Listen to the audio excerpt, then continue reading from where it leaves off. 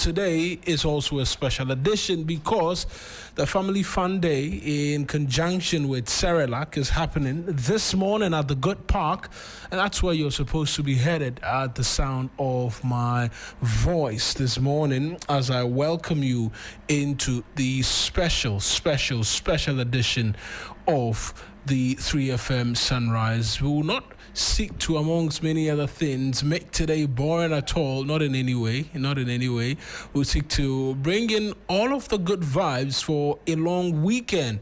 And so if you're just tuning in, thank you very much for choosing us here on 3FM 92.7. This is the best breakfast show in the capital and beyond, and of the many things we seek to ensure that you enjoy this one to the fullest. We'll start again, as always, with the weather update with Felicity Ahafenya, because it will be very important to understand what the weather will be like, and then we'll get into other matters for you. It's a holiday, and so the papers will go to bed a bit.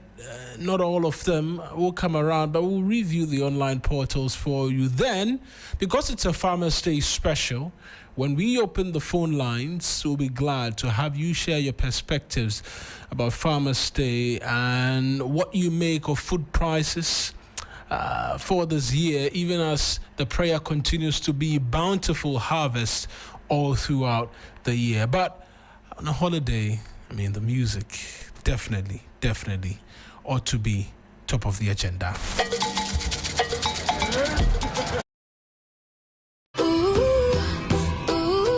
This December, give your kids what they really want. Your time, your full attention. Cerelac in partnership with 3FM presents Family Fun Day. #FamiLac 2025. A full-day adventure packed with games, family competitions, live performances. Happening Friday, 5th December at Good Park from 9 a.m. To register your family for free, dial *928*12*11#. For vendor bookings or inquiries, call or WhatsApp us on 053-11-00927 or 053-220-0927. Family Fun Day, powered by Cerelac and brought to you by 3FM.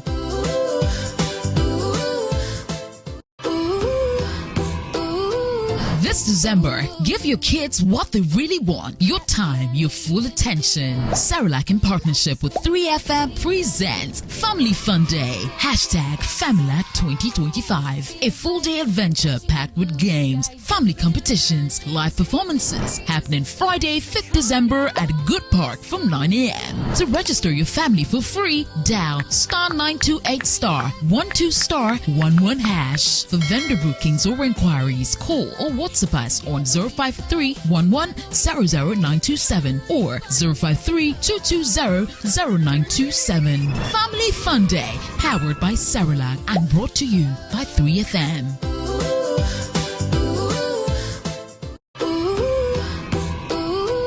This December, give your kids what they really want. Your time, your full attention. Cerelac in partnership with 3FM presents Family Fun Day. #FamiLac 2025. A full-day adventure packed with games, family competitions, live performances. Happening Friday, 5th December at Good Park from 9 a.m. To register your family for free, dial *928*12*11#. For vendor bookings or inquiries, call or WhatsApp us on 053-11-00927 or 053-220-0927. Family Fun Day, powered by Cerelac and brought to you by 3FM.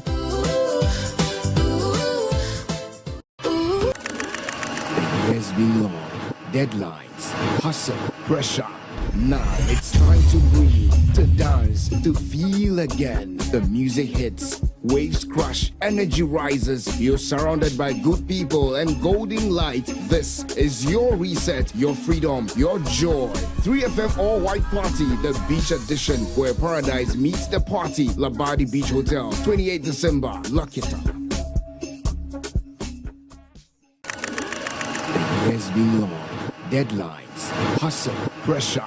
Now it's time to breathe, to dance, to feel again. The music hits, waves crash, energy rises. You're surrounded by good people and golden light. This is your reset, your freedom, your joy.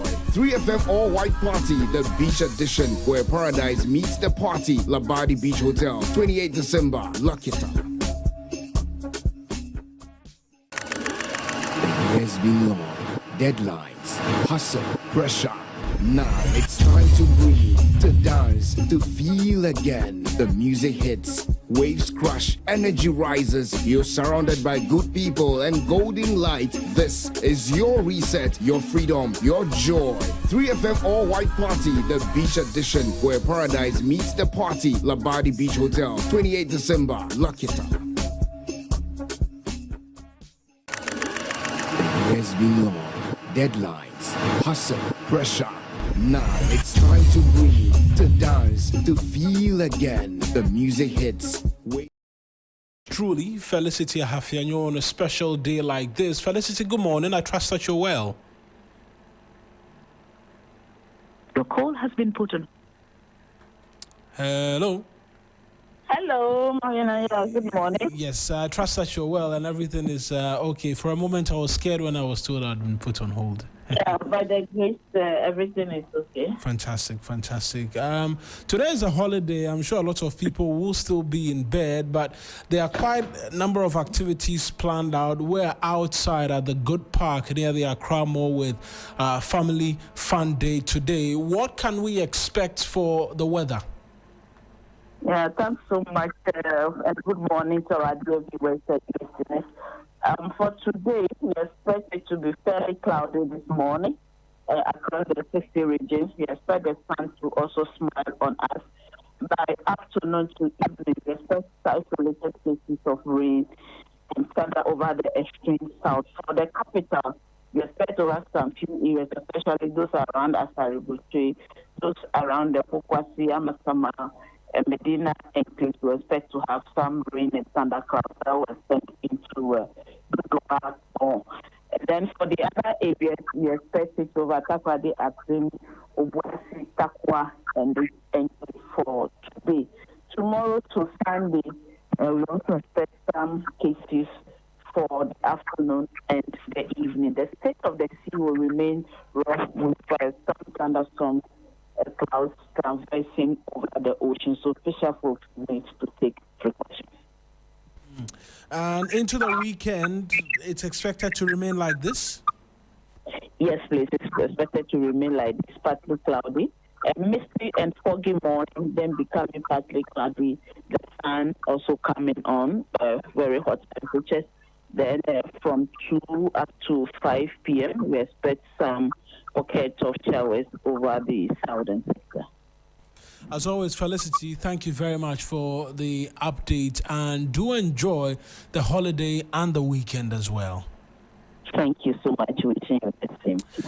That's Felicity Appiah-Ampofo, our chief weather forecaster, helping us with the weather update this morning, as well as we ready ourselves, and then we get into a number of the other papers as well for you.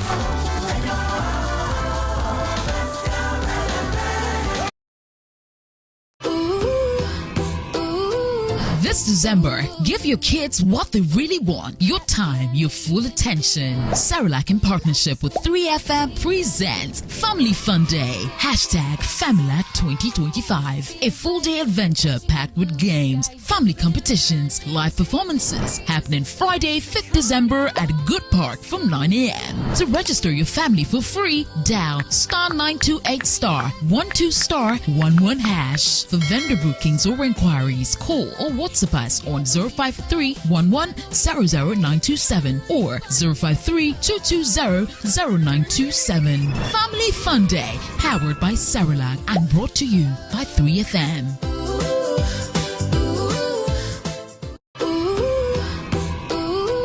This This December, give your kids what they really want. Your time, your full attention. Cerelac in partnership with 3FM presents Family Fun Day. #FamilyLac 2025. A full-day adventure packed with games, family competitions, live performances happening Friday, 5th December at Good Park from 9 a.m. To register your family for free, dial *928*12*11#. For vendor bookings or inquiries, call or WhatsApp us on 053-11-00927 or 053-220-0927. Family Fun Day, powered by Cerelac and brought to you by 3FM.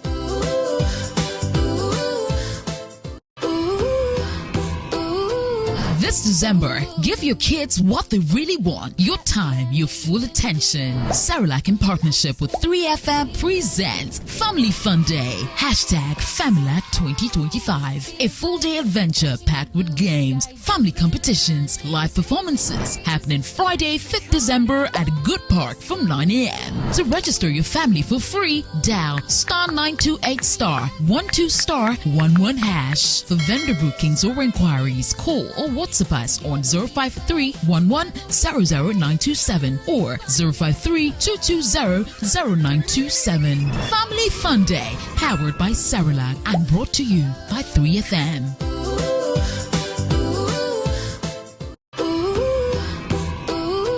This December, give your kids what they really want. Your time, your full attention. Cerelac in partnership with 3FM presents Family Fun Day. #FamilyLac 2025. A full-day adventure packed with games, family competitions, live performances happening Friday, 5th December at Good Park from 9 a.m. To register your family for free, dial *928*12*11#. For vendor bookings or inquiries, call or WhatsApp us on 053-11-00927 or 053-220-0927. Family Fun Day, powered by Cerelac and brought to you by 3FM.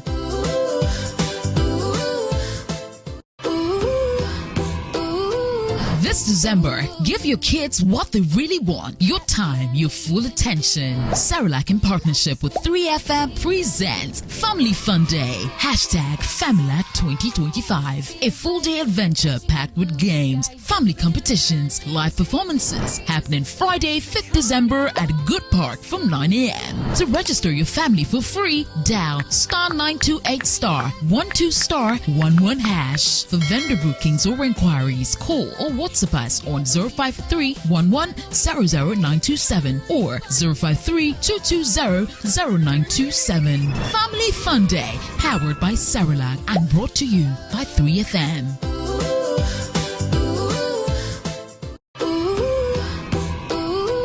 This December, give your kids what they really want. Your time, your full attention. Cerelac in partnership with 3FM presents Family Fun Day. #FamilyLac 2025. A full-day adventure packed with games, family competitions, live performances happening Friday, 5th December at Good Park from 9 a.m. To register your family for free, dial *928*12*11#. For vendor bookings or inquiries, call or WhatsApp us on 053-11-00927 or 053-220-0927. Family Fun Day, powered by Cerelac and brought to you by 3FM.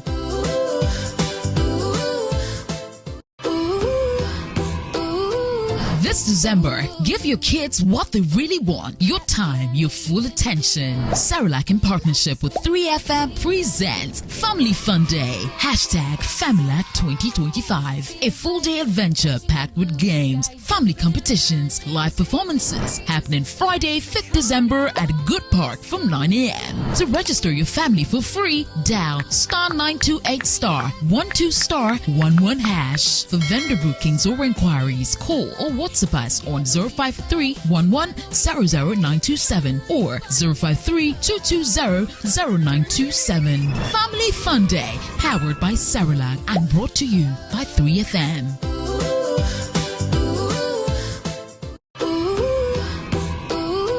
This This December, give your kids what they really want. Your time, your full attention. Cerelac in partnership with 3FM presents Family Fun Day. Hashtag Familac 2025. A full day adventure packed with games, family competitions, live performances happening Friday, 5th December at Good Park from 9 a.m. To register your family for free, dial *928*12*11#. For vendor bookings or inquiries, call or WhatsApp us on 053-11-00927 or 053-220-0927. Family Fun Day, powered by Cerelac and brought to you by 3FM.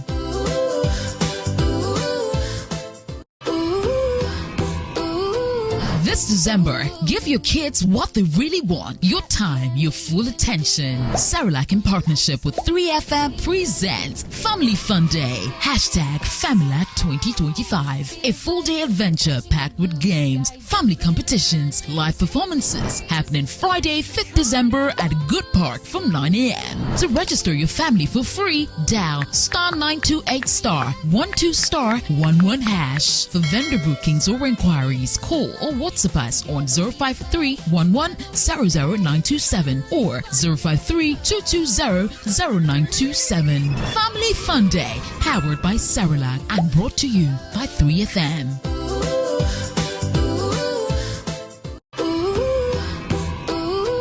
This December, give your kids what they really want. Your time, your full attention. Cerelac in partnership with 3FM presents Family Fun Day. Hashtag Familac 2025. A full day adventure packed with games, family competitions, live performances happening Friday, 5th December at Good Park from 9 a.m. To register your family for free, dial *928*12*11#. For vendor bookings or inquiries, call or WhatsApp us on 053-11-00927 or 053-220-0927. Family Fun Day, powered by Cerelac and brought to you by 3FM.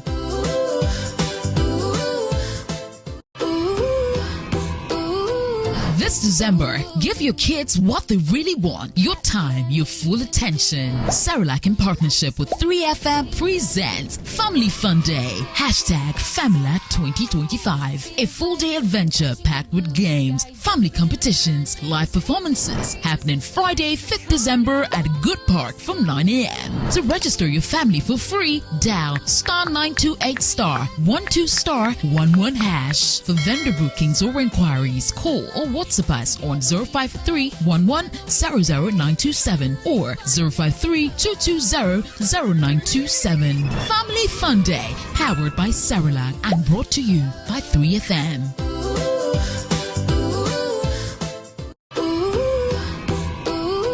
This December, give your kids what they really want. Your time, your full attention. Cerelac in partnership with 3FM presents Family Fun Day. Hashtag Familac 2025. A full day adventure packed with games, family competitions, live performances happening Friday, 5th December at Good Park from 9 a.m. To register your family for free, dial *928*12*11#. For vendor bookings or inquiries, call or WhatsApp us on 053-11-00927 or 053-220-0927. Family Fun Day, powered by Cerelac and brought to you by 3FM.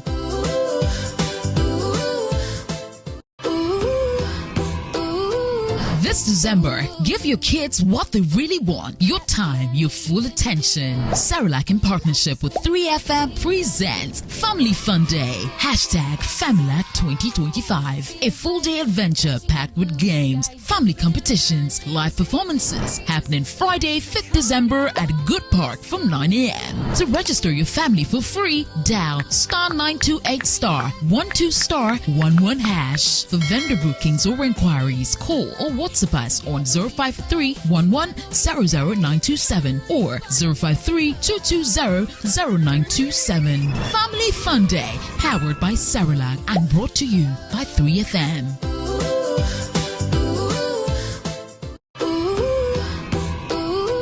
This This December, give your kids what they really want. Your time, your full attention. Cerelac in partnership with 3FM presents Family Fun Day. Hashtag Familac 2025. A full-day adventure packed with games, family competitions, live performances happening Friday, 5th December at Good Park from 9 a.m. To register your family for free, dial *928*12*11#. For vendor bookings or inquiries, call or WhatsApp us on 053-11-00927 or 053-220-0927. Family Fun Day, powered by Cerelac and brought to you by 3FM.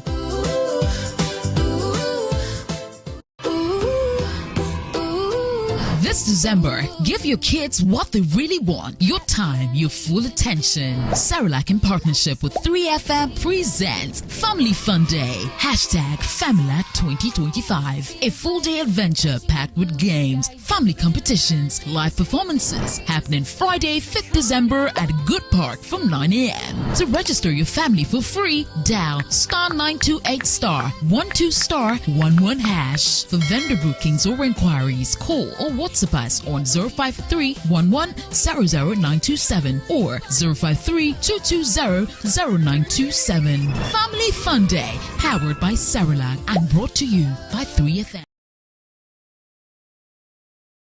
And so we're getting into a bit more in terms of music for you as well. Then we'll get into the newspaper review segment for you. We'll just review a bit of the online portals this morning as well. We'll get into all of that for you if you stay with us here.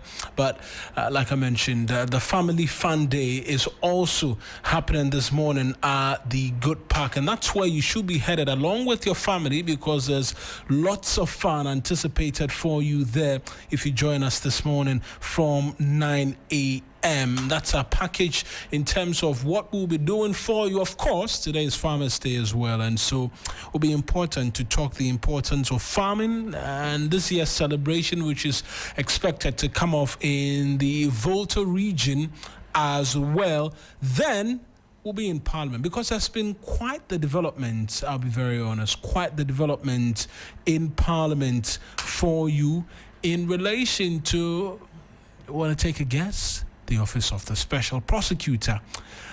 He just will not go away, and yesterday we know that paralegal practitioner Martin People made a return to the Office of the Special Prosecutor, where he, amongst many things,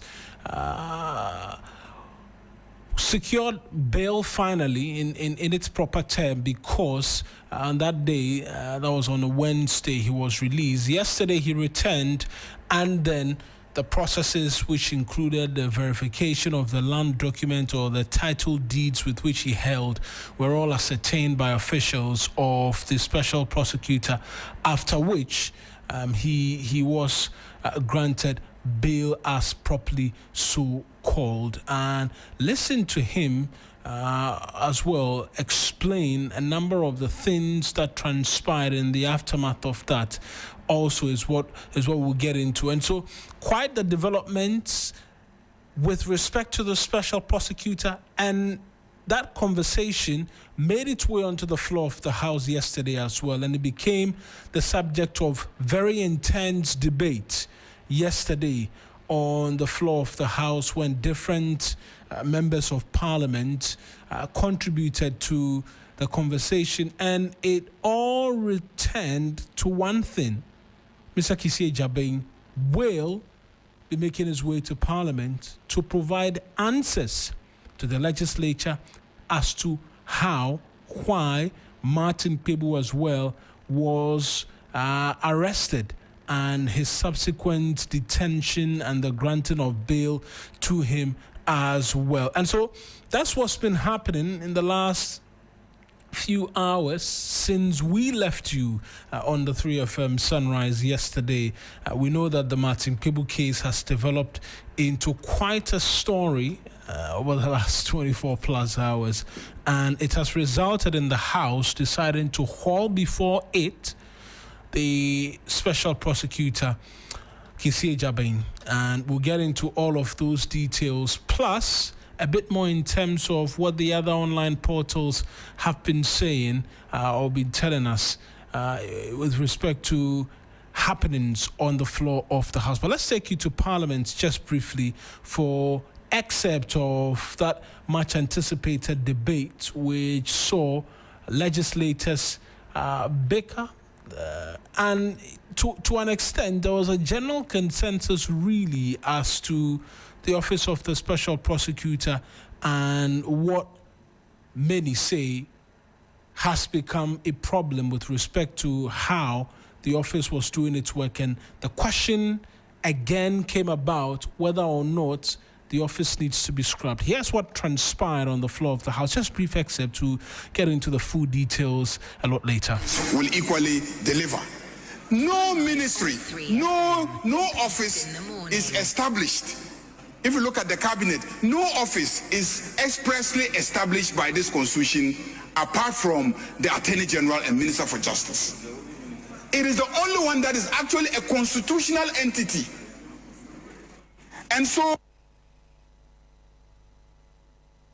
it is an entity that this parliament should ensure that it is resourced and protected so that it stands above ordinary ministries and can ensure that criminality is dealt with in this country.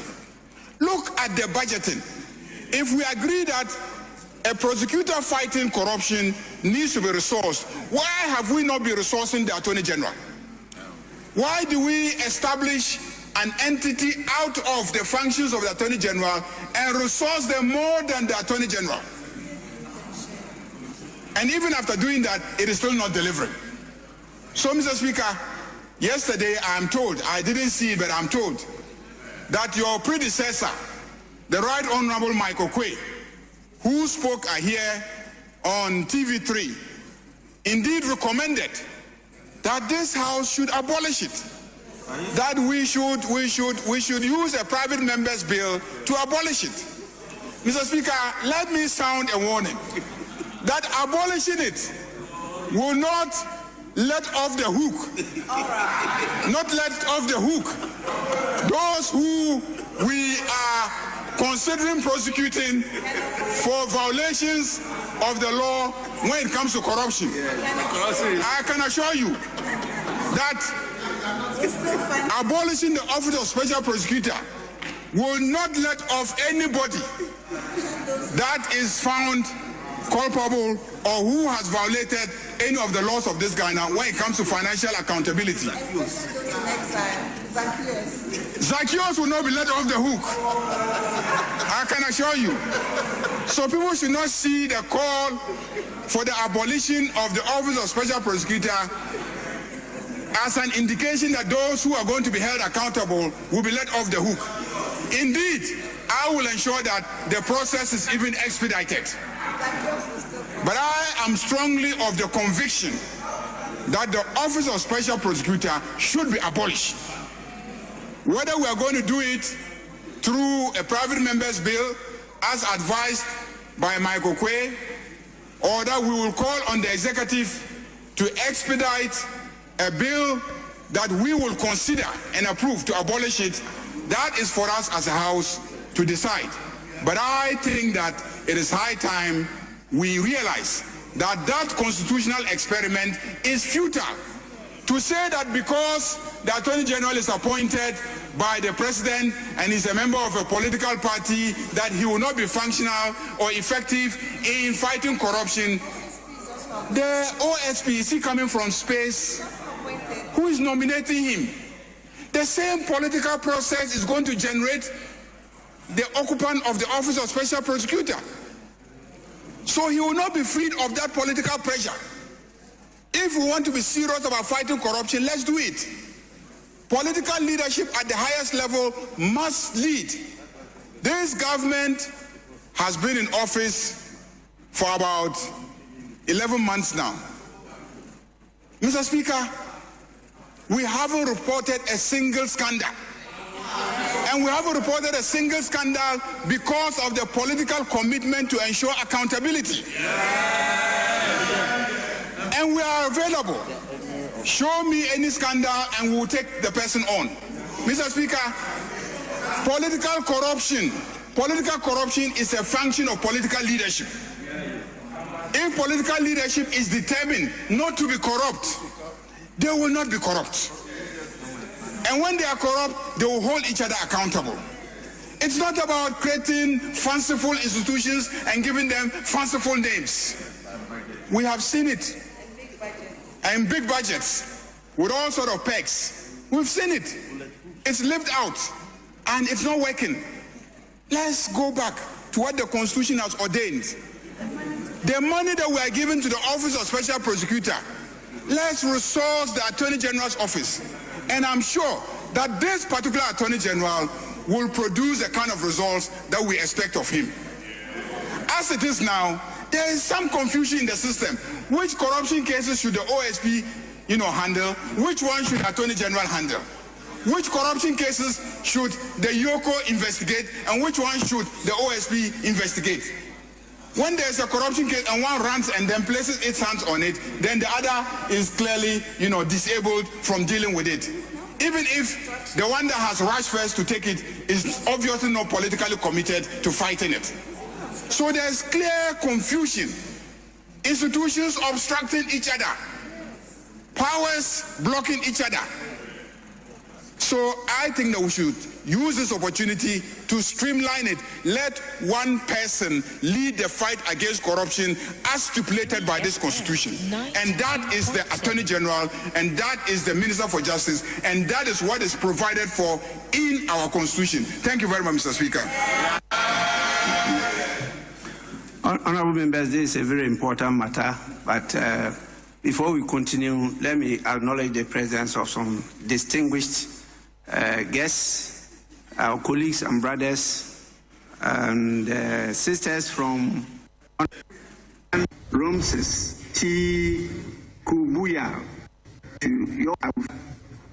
I was there to Honorable Speaker for the opportunity, as you've rightly pointed out, to contribute to this very important subject. The Speaker, first of all, I think it's absolutely important that we point out that the intendment and the motivation behind the Akufo-Addo government's effort and decision to create this office was a noble one. So, Speaker, I was Deputy Chief of Staff at the time this office was created, and I was very much involved in the deliberations and discussions leading up to the establishment of the office. And the general intent, Mr. Speaker, was really, as is captured by Hansard, was to ensure that we had a dedicated office which was focused on fighting corruption, unraveling corruption, investigating corruption, and punishing corruption. Mr. Speaker, you will agree that in some jurisdictions, particularly in the American jurisdiction, the concept of special prosecutor is very common. And then in Africa, you have South Africa. So, Speaker, yes, I take the point the majority there is made, and also to say that the legal question, in my view, Mr. Speaker, is not absolutely settled. Because if you look at Article 88 of our national constitution, the Speaker, particularly Article 88.4, where all prosecutorial powers, criminal prosecutorial powers, are vested in the Attorney General. So, Speaker, today in our country, police prosecutors conduct criminal prosecutions. IOCO conduct criminal prosecutions. Yes, several institutions, Senate and others, conduct criminal prosecutions. And therefore, Mr. Speaker, the question which arises is whether or not the Office of the Special Prosecutor is exercising delegated prosecutorial powers. Mr. Speaker, the answer to that, I think, is still at large, and I'll leave it at that. But in any event, Mr. Speaker, it is this Parliament that enacted a law to establish the Office of Special Prosecutor. That's it. And by that, I say that I do not have today conclusive answers to the legal questions. They were deliberated upon They may not have been grounded, they may have been grounded, but the intention and the intent of President Akufo-Addo and his government is one that I believe we should celebrate, which is that he intended to set up an office dedicated to fighting corruption. Mr. Speaker, today, the question, has the office of special prosecutor 8 or 9 years down the road achieved results? Or, Mr. Speaker, do they have any significant achievements when it comes to the fight against corruption? Those are matters before this House. Those are matters before the country. Those are matters that I believe the jury is out there. Has it been a successful office? Has it not? The Speaker, the question is at large, and we all have a take on it.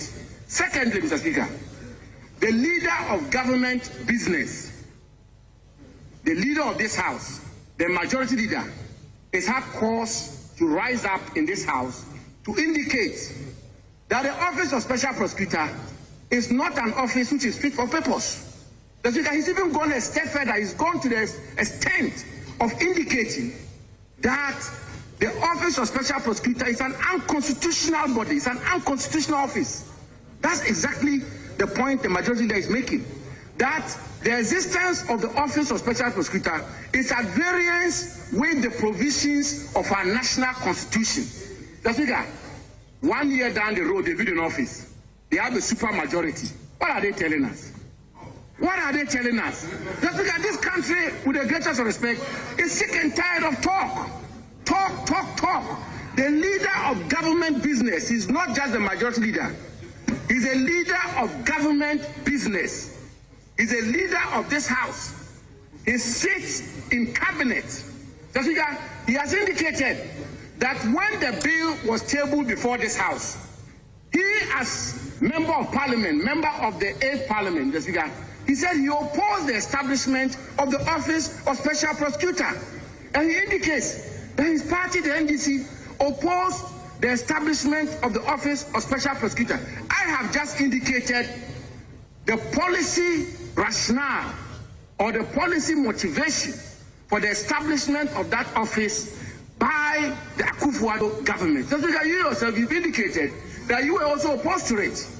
So, Speaker, today, the political party that opposed the establishment of the office, the member of that political party who opposed it in the 8th parliament, today majority leader, leader of government business, in the wisdom of the Ghanaian people, they have given them a super majority. Super majority. They have majority in this House. They have a super majority.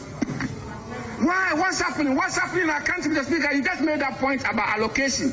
And you made a point about research and the fact that we may struggle with the research. Too much talking. The country needs action.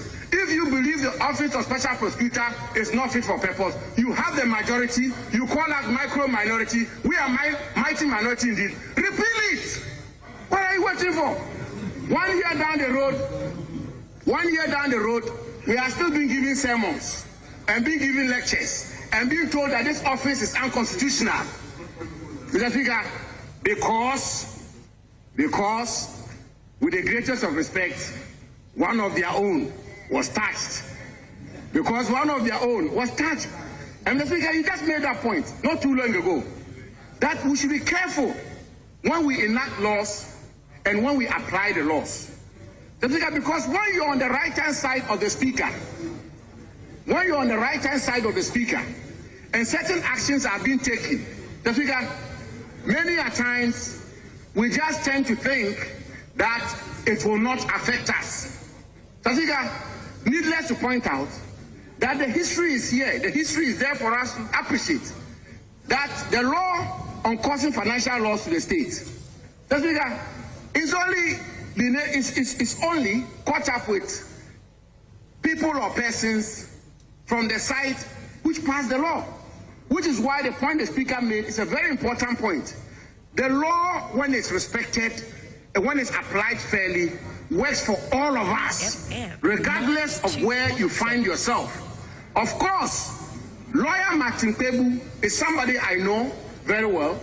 And indeed, yesterday, Mr. Speaker, when I heard the news that he had been arrested by the Office of Special Prosecutor, I even attempted to reach out to him But it should never be the case, Mr. Speaker, that one woman to me is arrested and put behind bars and told to bring bail conditions of 100 million Ghana cedis, and he stays in prison for 1 month, 2 months, Speaker, when we all know too well that basic teaching of law, criminal law, tells you that bail should never be used as a form or a means of punishment. That one, it is okay. Mr. Speaker, when Osesibi is still in custody today because he's been subjected to onerous and reasonable bail conditions which he cannot meet, Mr. Speaker, he's been told to satisfy a bail condition of 650 million Ghana cedis. Mr. Speaker, that one is fine. When bail should not be used as a tool of punishment. We didn't hear the majority leader. Mr. Speaker, when several other people look, Mr. Speaker, we have seen it in this country several times. Government changes, and then some of these measures are put in place. Political opponents are put behind bars. When Paul Adumochi was arrested by the OSP, the Office of Special Prosecutor, because allegedly Paul Adumochi had been critical of the office, when he was arrested and put behind bars, the Speaker, and some of us raised our voices, the majority leader's voice and the majority side was mute. Because today, it is lawyer Martin Kwebu. Mr. Speaker, when the law is applied unfairly against Mutumi, it is bad. When it's applied unfairly against Osei, it is bad. When it's applied against Paul Adumochi, it is bad. When it is applied against Martin Kwebu, Mr. Speaker, it is indeed bad. We make laws and make good laws to the best of our ability for all of us, and we respect the law for all of us. Mr. Speaker, I want to conclude by indicating that what happened yesterday is a wake-up call to all of us. That when the law is applied unfairly against a citizen, it doesn't matter whether he's from the north or the south. Mr. Speaker, it doesn't matter whether he's an NDC member or an MPP member. Let us insist, that is our only safeguard, that if the Honorable Mawuena Yarga is suspected to have committed an offense, he should be taken through proper due process. His rights should be respected. If it is Abu Jinapo, I should be taken through due process. My rights should be respected. Mr. Speaker, that is the only way we can build a civilized, prosperous nation. That's the only way. It should not be the case that the Office of Special Prosecutor suddenly should be scrapped because Martin Kwebu is being taken through a raw deal. No. And I conclude, Mr. Speaker, with this quote. By Martin Nyola. And I quote, Mr. Speaker, he said of Nazi Germany, first they came for the socialists, and I did not speak out. They came for the unionists, and I did not speak out. They came for the Jews, and I did not speak out. And when they came for me, there was no one to speak out for me. Mr. Speaker, I end the quote. I thank the majority leader for the sentiments he's expressed. And Mr. Speaker, I thank you too for the opportunity you've given. And I thank you also for the sentiments you've expressed. Mr. Speaker, today, the 4th of December, the super majority join us. We, the advocates of rule of law, the bastions of rule of law, the originators of rule of law, the promoters of rule of law, the doyens of rule of law. Shake off your revolutionary tendencies a bit. Shake it off and join us, Mr. Speaker, to let the rule of law prevail. When it prevails for Honorable Mawuena Yarga, it prevails for Abu Jinapo, it prevails for all of us, all the people of Ghana. I thank you very much, Mr. Speaker. Honorable members. The best in the morning is on 92.7 Sunrise on 3FM.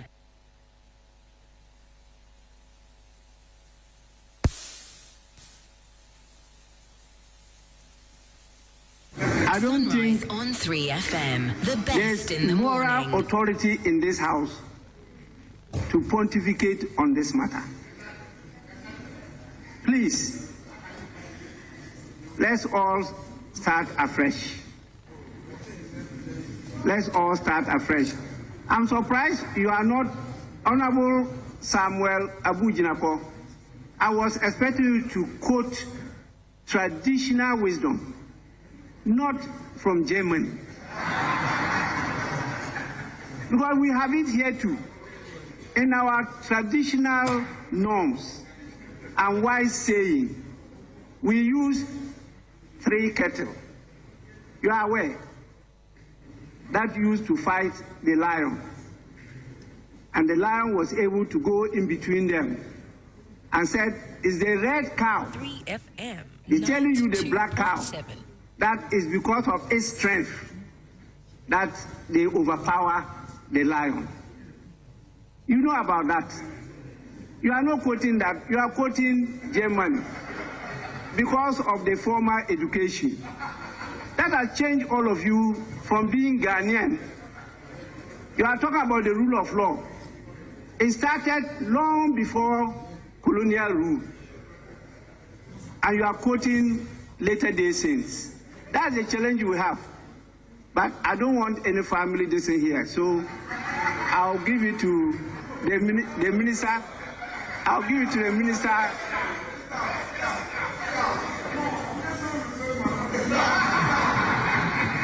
That is why I say family. I don't want that fatherly respect here. I'll allow the Minister for Local Government. We just finished listening to Honorable Samuel Abu-Jinapor. Thank you very much. Please. Right, Honorable Speaker.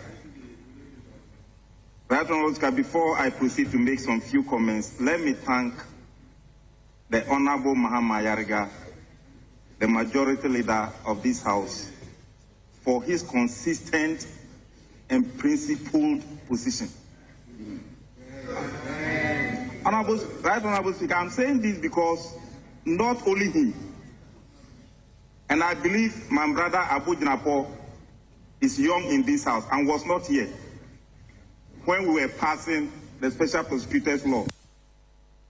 He was not a member of Parliament, and that was in the 7th Parliament. At that time, he was the Deputy Chief of Staff. So he was not present to listen to the critical issues and the superior argument that was made by the then 106 minority member in this House. Right, Honorable Speaker, your good self, the Honorable Haruna Idrisu, who was the then minority leader, the Honorable Mahama Yariga, who was the then chairman of the subsidiary committee of this House, before he became the chairman of the Constitutional and Legal Committee, ranking. Right, Honorable Speaker, your good self, we made extensive, superior debate that you did not need the special prosecutor before you can fight corruption. And right, Honorable Speaker, the records are there between we and them, and the modus operandi are there. In 2015, when Ghana achieved 48 out of 100, we didn't have special prosecutor. It was by President Mahama. In 2014, when Ghana achieved 47, we didn't have a special prosecutor. It was under President Mahama in fighting corruption. The Transparency International Corruption Perception Index records are clear, and the difference between we and you is clear. Without a special prosecutor, right, Honorable Speaker, your good self, in 2017, when we were 106 and they were 169, the supermajority did not begin today. They were 169.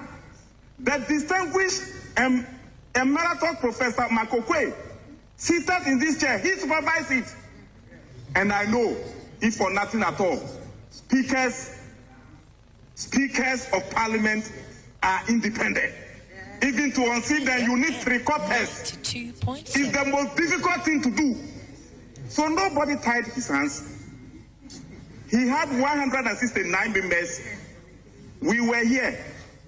We raised every argument. You even started for independent prosecutor. before you were whitewashing it, before you arrived at the special prosecutor, the Hansard is there to bail us out. We said everything. We said everything.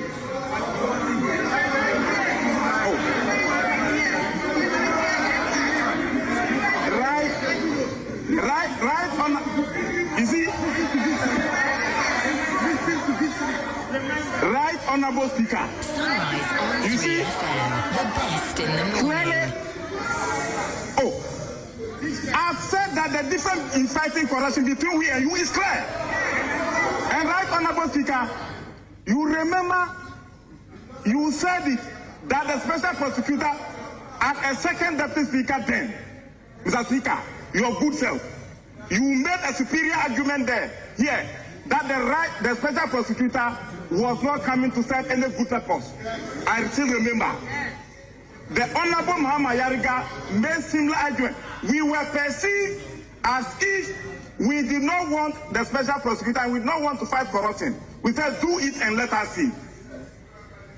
How many of your colleagues are there? Let's put that one aside. Mr. Speaker, even your presence in the chair and your opening of parliament to fight corruption alone was able to help fight corruption more than even the special prosecutor. If parliament would do its work well, when they had the 169, we were just here.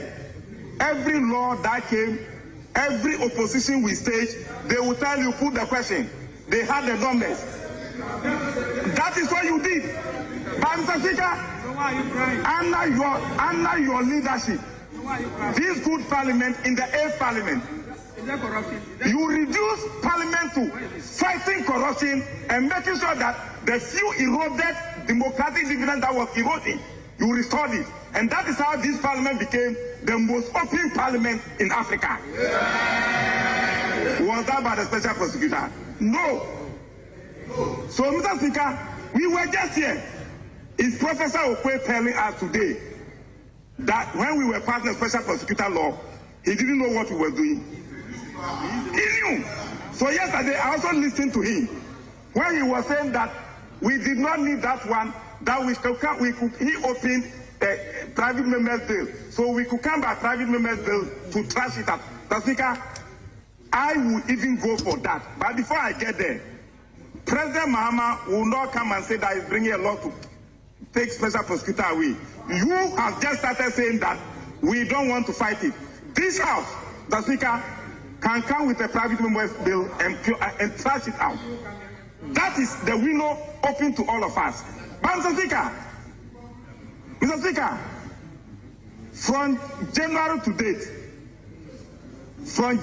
using Parliament and getting a strong political will from His Excellency the President, how many political scandals have you gotten? Zero. How many corruption cases have we received? How many corruption scandals have we seen under President Mahama from January to date?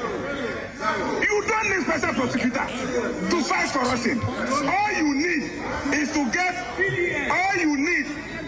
get an open speaker seated in this chair, opening parliament to investigate every case. That's what you stood for. And that's why we are achieving this. I'm a cabinet minister. President Mahama has told all with the cabinet ministers, and including all his ministers, like, look, as for me, I'm here. Anybody who go and commit any scandal, I'll fire you. That alone has put a scare on all of us. Everybody is ruling with diligence. Everybody is ruling with critical, ethical governance principle. And he himself,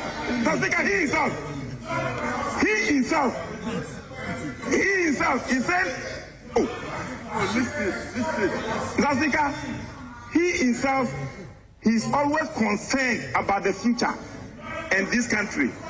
So, Mr. Speaker, we don't need a special prosecutor. When Mahama Yariga criticized the establishment of that office, he was the first victim. You don't have to personalize that office.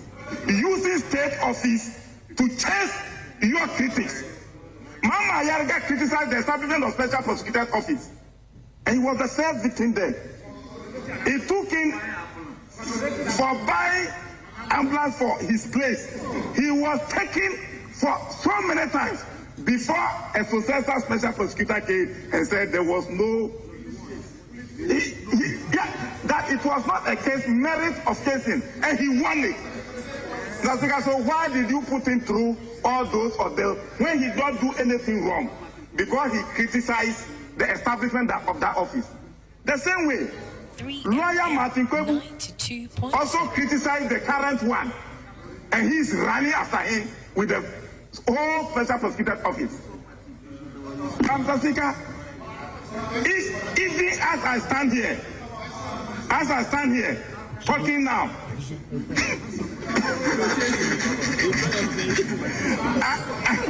Mr. Speaker, is it that we cannot criticize state offices? And should we use state offices to pursue our political or our personal opponents who criticize us? That's how many times have you been criticized? Even the longest serving legislator in this country. But you've opened up. With your experience, Mr. Speaker, Parliament can help fight corruption. Parliamentary committees, Mr. Speaker, local government committees sit in open, public accounts sit in the open, most parliament committees sit in the open. That alone can help fight corruption. What you need is having a strong ethical leader like President Mahama.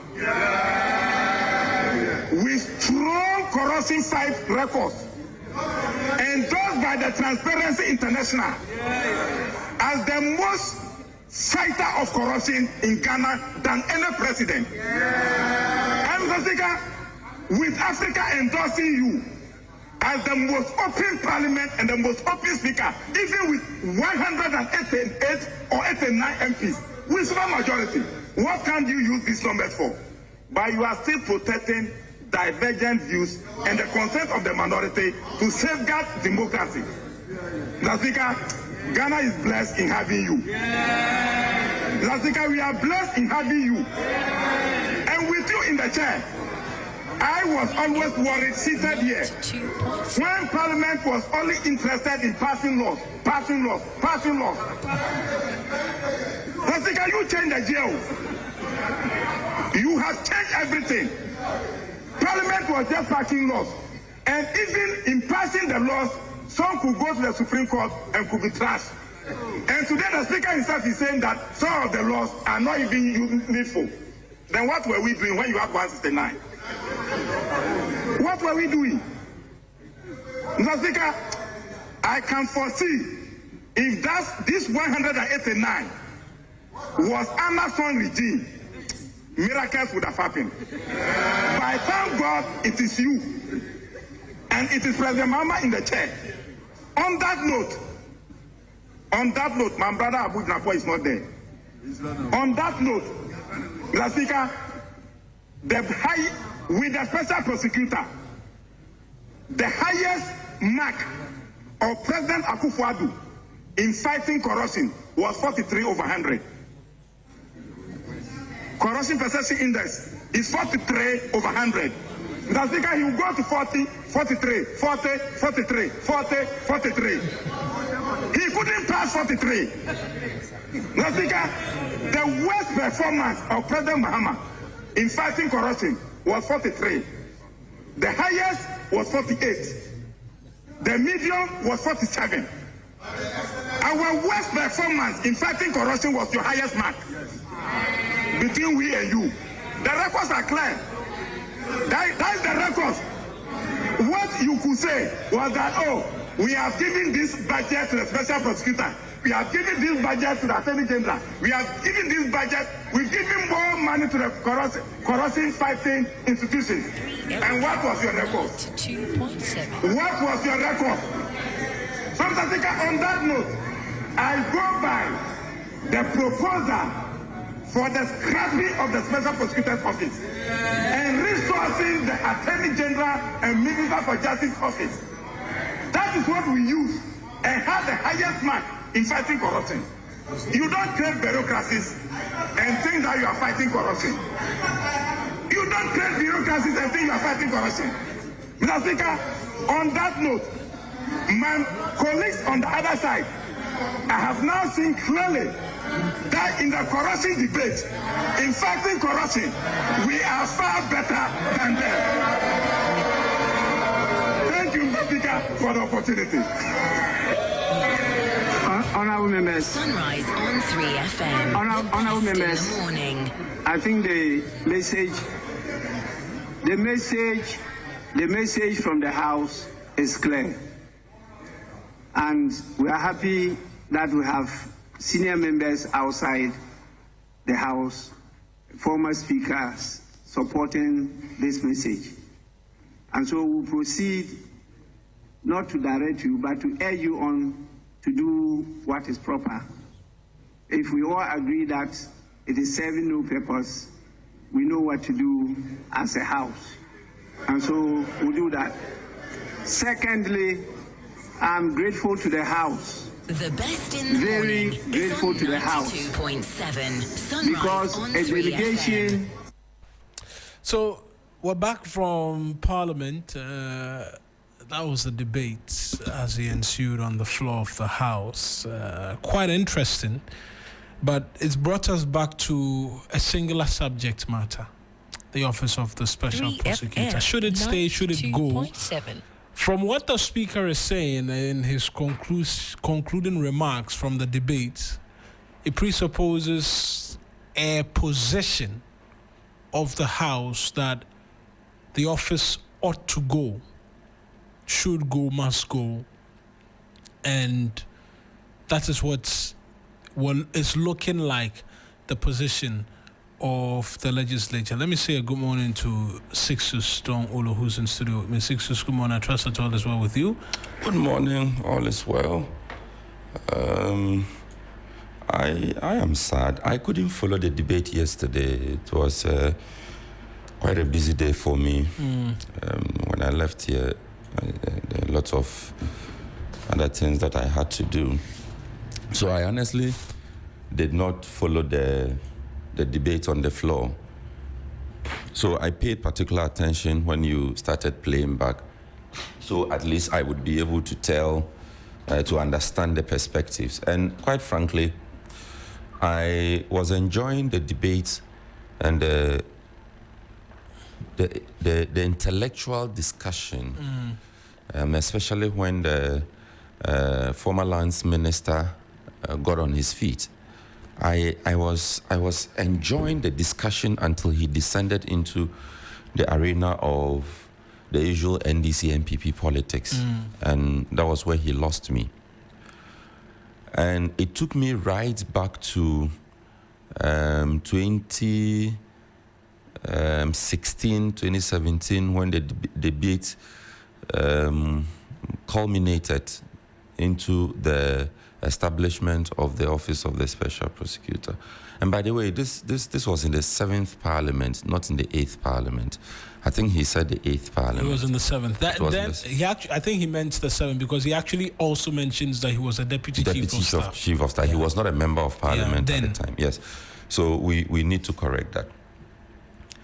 I was one of very few journalists who were privileged enough to walk the process through to the creation of the office. And I can tell you that this was not necessarily an Akufo-Addo initiative or an Akufo-Addo, what do we call Alamisi Ben Kaiser. Say it again. Alamisi Ben Kaiser Amidu. It's one of. No, I'm not trying to take anything away from President Akufo-Addo.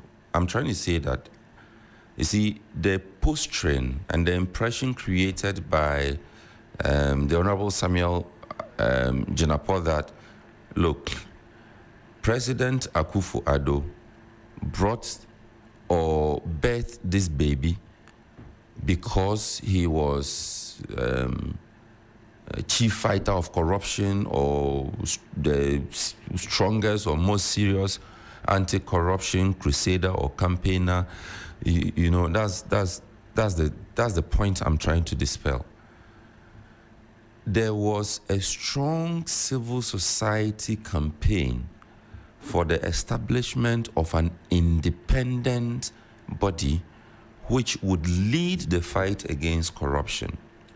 And bodies like the Ghana Anti-Corruption Coalition, Beauty MFA, Beauty's organization, institutions like CDD Ghana, at the time, Kojo Pumpuni was the one leading a lot of the discussions. There was another group that was always at the forefront. But point is, this was a strong civil society wave.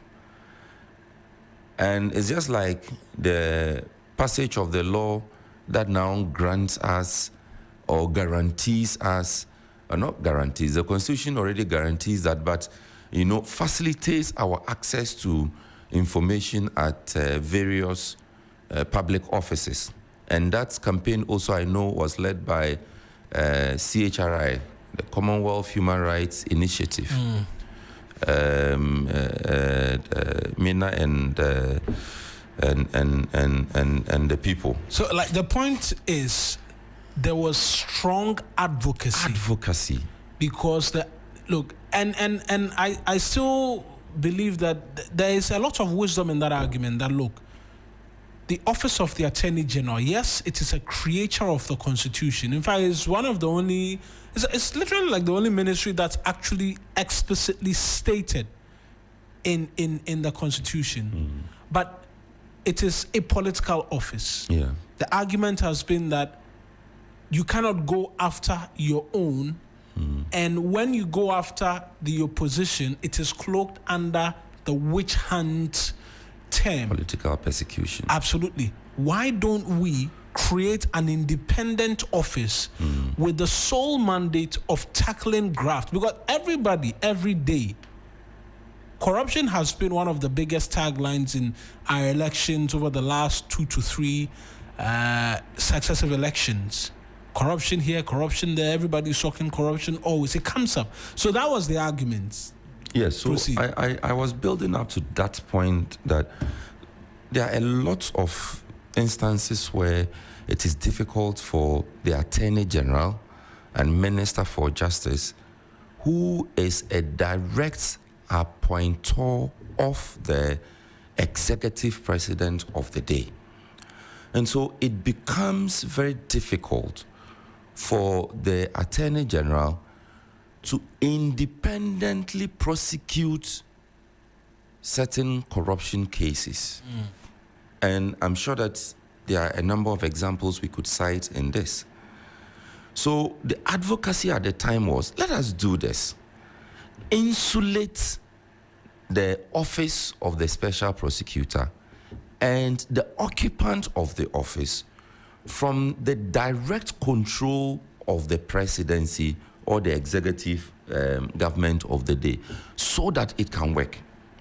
Again, the Constitution directly confers all prosecutorial powers on the Attorney General, so that the Attorney General is the only person in this country who can initiate and discontinue cases. So that the Attorney General is the one in this country who can say that, Mawuena, the amount of money that you signed off for spending was not earmarked for that. And so we are going to try you for misappropriation, or that you misuse public funds. And so we are going to try you for causing financial loss to the state. Yeah. So the argument then, and this was also raised by the Honorable Samuel Jinapo, the argument then was that constitutionally, it would be very difficult to have an independent body that shares these powers. So what do we do? And that is why he makes the point that, look, the jury is still out there as to whether the office of the special prosecutor is exercising delegated prosecutorial powers, or it is exercising powers of its own. And that is why also constitutional lawyers like the majority leader himself would argue that the office in itself is an unconstitutional body. So there's a context to this whole discussion that we need to separate from the usual NDC MPP discussions. And I say that listening to this discussion, it was heartbreaking. Heartbreaking because the elected members or representatives of the people do not see the need for an independent anti-corruption prosecutor. That's sad. Sad because we know, and unless anybody wants to play the ostrich, the office of the Attorney General. The Attorney General plays two roles. The Attorney General is advisor to the government of the day. The Attorney General is supposed to serve the Republic. So where there is a conflicting interest between the interest of the president of the day and the interest of the Republic, where will the Attorney General talk? I mean, that's been very, very obvious for a very long time. It's actually one of the reasons why this argument was pushed forward. Exactly. And the office was created, but... So there's a case of causing financial loss. You need to investigate a government appointee. Now, the Attorney General has to advise that, this one, it really... The public officer acted, per the dictates of his office or her office. Or this one, he acted or she acted in excess of the mandates of his office. And so let us take him on. Let's prosecute him. That decision will come from the Attorney General, and the advice will be served on the President and whichever ministry or public agency is concerned. And so there are lots of contracts actually that are even signed. And again, that's another advocacy, that at the MMDA level, you should have representatives of the Attorney General who are scrutinizing deals, transactions, ensuring that the state does not enter into any bad agreement. So where you find the Attorney General who has to advise President Mahama, so the Honorable Dominic Ayene has to advise President Mahama on whether or not to sign a loan agreement that will bring, let's say,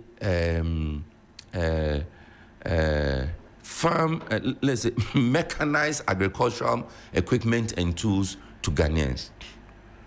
The Attorney General will look at the legality of the contract, whether it breaks any of our laws, whether it has the potential of causing financial loss to the state. And this will be based on some due diligence that will be done around the deal. And then he would advise the president, would tell Mr. President that even though this deal has the potential of bringing in 1,000 tractors or combined harvesters to share to farmers free of charge to enhance agric in the Upper West region or Upper East region, the details of the deal have the potential of making the state lose, let's say, 100,000 Ghana cedis. So, Mr. President, the deal looks good, but the devil in the detail says we should not take this deal. Number one, he himself is a politician, the Attorney General. He is appointed by the person that he's advising. So he goes to tell the person that he's advising that, look, we cannot do this deal because of 1, 2, 3 legal concerns. Then Mr. President tells him, go and make sure that this deal happens. Then the Attorney General says, Mr. President, you have given me a job to do, to advise you against bad deals. It is my professional opinion that you should not take this deal. Then Mr. President says, I appointed you, and I am taking this deal. Those are the problems. Will the Attorney General have the moral, turpitude? Will he have the temerity to say that you have disregarded my professional advice in this light, and so I am resigning from office? And in my resignation, I am stating that it is because Mr. President is consistently not regarding my advice on these issues and is doing his own things. Will he be able to do that? So in a way, it's also even good for us to insulate the office of the Attorney General. He is an appointee just like other appointees. So the appointer, he has to prosecute somebody who was equally appointed by the same person that appointed him. Comes back to then his colleagues are coming to him, Attorney General, but we all campaigned. Wait, even this oral conversation and what have you? What didn't the General Secretary of the NDC say? That people were seeking to influence. Cutting deals. In fact, the phrase he used was that lawyers were cutting deals. Yeah, these are the realities that exist within the democratic dispensation that we practice. Hence, the argument was mooted and it succeeded. You will initiate a process. Other ministers around will call you and tell you, AG, but why are you doing this to one of our own? We were in the trenches together. We all ate kenke in the bush. Yeah, you have to do something about all of us. Our cars broke down in the bush. You want to turn around and prosecute this person? You have to make it disappear. Please, let's not put this burden on the Attorney General. I get the point, and this also I'm speaking to the issues of budgetary concerns. Some of them said, let's scrap the office and give the money to the Attorney General. Now, per the conversation is far more resourced than the but. Haven't we? I almost said sadly.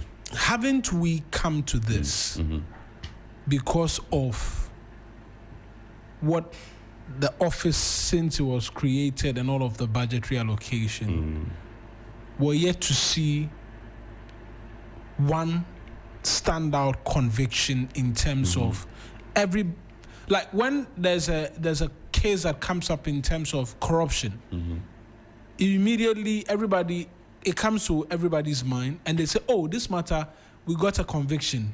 The OSP secured it, and we either got our money back or the person." For a lot of Ghanaians, it's not just about getting the money back; it is about jailing them.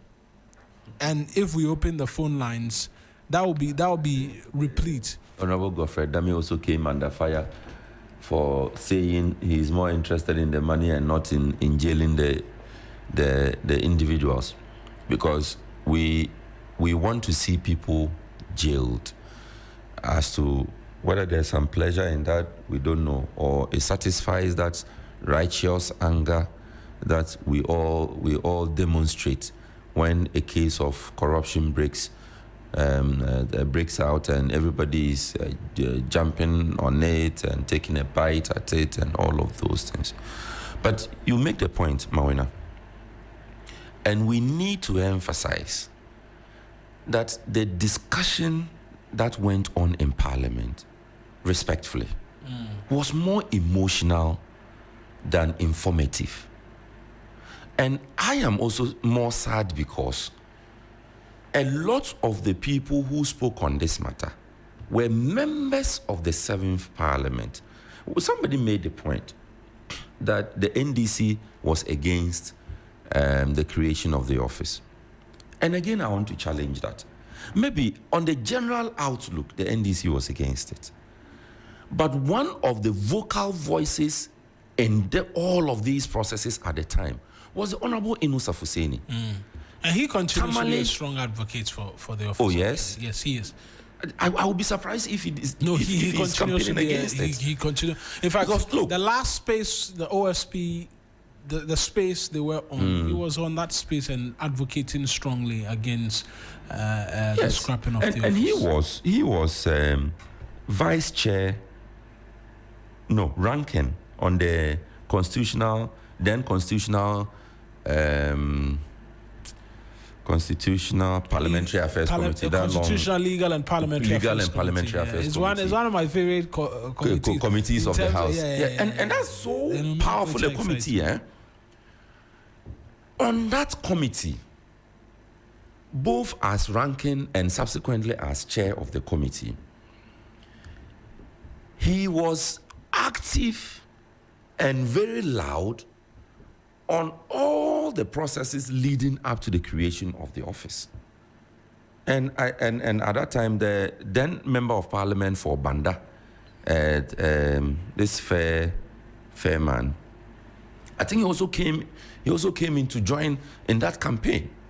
So from where I sat as a journalist who was actively involved with civil society on things like the Office of the Special Prosecutor, RTI, and a lot of the other legislations that birth these institutions, I saw a bipartisan approach. We can and we must indeed give Nana Addo Dankwa Akufo-Addo his flowers for the commitment he demonstrated in the appointment of Martin Amidu as the first special prosecutor. Because at that time that the appointment was made, even members of the MPP were not happy. And the records are there. Members of the MPP were not happy because they saw Martin Amidu not as an independent person who could do the job, but as an NDC man. And a lot of them openly questioned, why are you taking an NDC man to lead this important process?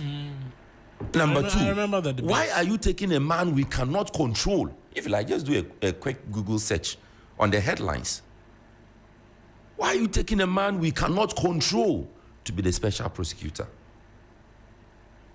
So we must applaud former President Akufo-Addo on that, his commitment to getting the right person into that office as the founding special prosecutor. But to paint the picture that this was some exclusive, well thought through plan to fight corruption by the former president, that one I humbly disagree. You disagree? I humbly disagree. So if you were part of the process and you have followed all of these things and you are real with yourself, you understand our political temperature and atmosphere, you will know and you will agree that the Attorney General and Minister for Justice is seriously challenged in the fight against corruption. Not because the occupants of the office over the years and in present are not men and women of integrity, but because the political arrangements make it very, very, very difficult for them to be able to do that. That's so a point. Please, let's not. We may have problems with Kissie Jabin, but let's not throw the water out. The baby out with the bathwater. I'm going to bring back an interview I had with journalists and investigative journalists as such, Manasseh Azuri-Awene, on this debate, whether or not the office should be scrapped as it's been suggested. And I had that interaction with him yesterday as well. Today's Farmers Day, we'll get into the Farmers Day conversation, but this is a huge subject matter if you know what corruption means for us. And its fight, proving that we can have in excess of $3 billion saved every year in the country. Here's what he had to tell me when I spoke to him on News Central yesterday. It will mean that we have given up, and it will be very bizarre. As we sit now, we have some hopes that should power change hands, some of the cases, or if not all of the cases at the OSP, would continue. We cannot say same for the members of the past administration standing trial for corruption, because when this administration came, it discontinued some cases that some of us had issues with. So President Akufo-Addo did some things that I consistently commend him for. Free education, he was honest in how he even started it. And when it comes to the office of the special prosecutor, those in the anti-corruption space, if not all, a majority of them thought it was necessary. And when he started, he put someone like Martin Amidu in charge. Everybody old enough to know Martin Amidu's history and record with his own administration would commend President Akufo-Addo for making that move. Right. Now, the question is the office living up to its expectation? From where I sit, it is no. Martin Amidu had his frustrations and left. The current leadership came and has had resources, money, employed people. But from where I sit, there seems to be too many excuses. There seems to be too many pieces of drama being enacted. And there seems to be this attempt to put up a show in the public. Right. But when it comes to what matters most, the office has been found wanting. And I am thinking that if we get the leadership right, that office will work. But the question is when and who. And that is the problem. So in as much as I don't think the office should be scrapped, what we are seeing so far, because Samit Darko told us this more in his statement, that there's a certain clear message that connections, influence, and popularity in the media does not make anybody above the law. But it's that same office that told us that a certain man called Ken Ofori-Atta, they watched him leave helplessly, and they could not arrest him. Why? Because his cousin was a president. So if you find these inconsistencies coming from an office, then those of us who have trust in that office begin to wonder whether we are really putting our trust in the right place. You talk about leadership of the institution, making the argument that it doesn't need to go in terms of the office, but the leadership there is what we need to get right. By this, are you joining in the bandwagon to say that, look, based on what it is that we've seen, the present SP may not deliver what Ghanaians want in terms of the anti-corruption fight? Hence, these calls around the office being scrapped should rather be targeted around changing the leadership or a reform in leadership. There are petitions that have gone out. I don't want to make prejudicial comments. There are things that I know which are not public. If those assessing the body of evidence, Martin Kpebu says he's sending his. If the authorities assess the body of evidence and they believe that it forms enough grounds for the SP to be removed, so be it. But where I sit, and I'm not only saying this because there have been recent revelations I brought out, as far back as 2024, when I wrote my book, The President Ghana Never Got, I concluded by saying that there had been challenges in the office, but I believed those who occupied that office could have done more to give Ghanaians a reason why that office is special. And I've still not seen that. And the excuses, and if you want, the lies coming out from an institution that's supposed to be a citadel of integrity, it is very worrying. I put it out challenging the office that they did not save any $2.7 billion in the SML scandal, because the entire contract sum was around $500 million. They came out and claimed that mine was inaccurate, and they had their things backed by documents. Right. As we speak, if you go to the Facebook page of the OSP, the figure there has come back to $514 million in cedi equivalent. They put it at 5.7 billion. So where has the 2.7 billion or 30 billion cedis gone? This is one. There's evidence that this office did not start the investigation in 2023 as Kisi Ajabain claimed on KSM show, their own diary of action taken is telling us that as of the end of January 2025, there was a supervisor who wrote in that diary that they should go ahead and prepare an investigation plan. They should get a preliminary investigation procedures. They should identify persons of interest in the investigation. And these are all things you've discovered as regards the OSP's, the SML investigation. Exactly. So if you are an office and the leadership of this office is peddling blatant falsehood, then the trust that someone who genuinely trusts in the office would have begins to wane. And that for me is a problem. If they can lie about this, what else may they not lie? Because I hear them saying Martin Pebu said something in the past that wasn't true, so he cannot be relied on. But these are instances that we have documents to back. They are all documents, not my documents. The emails they sent to me, everything was altered by them. On 3FM. So there are serious issues with the leadership and the institution.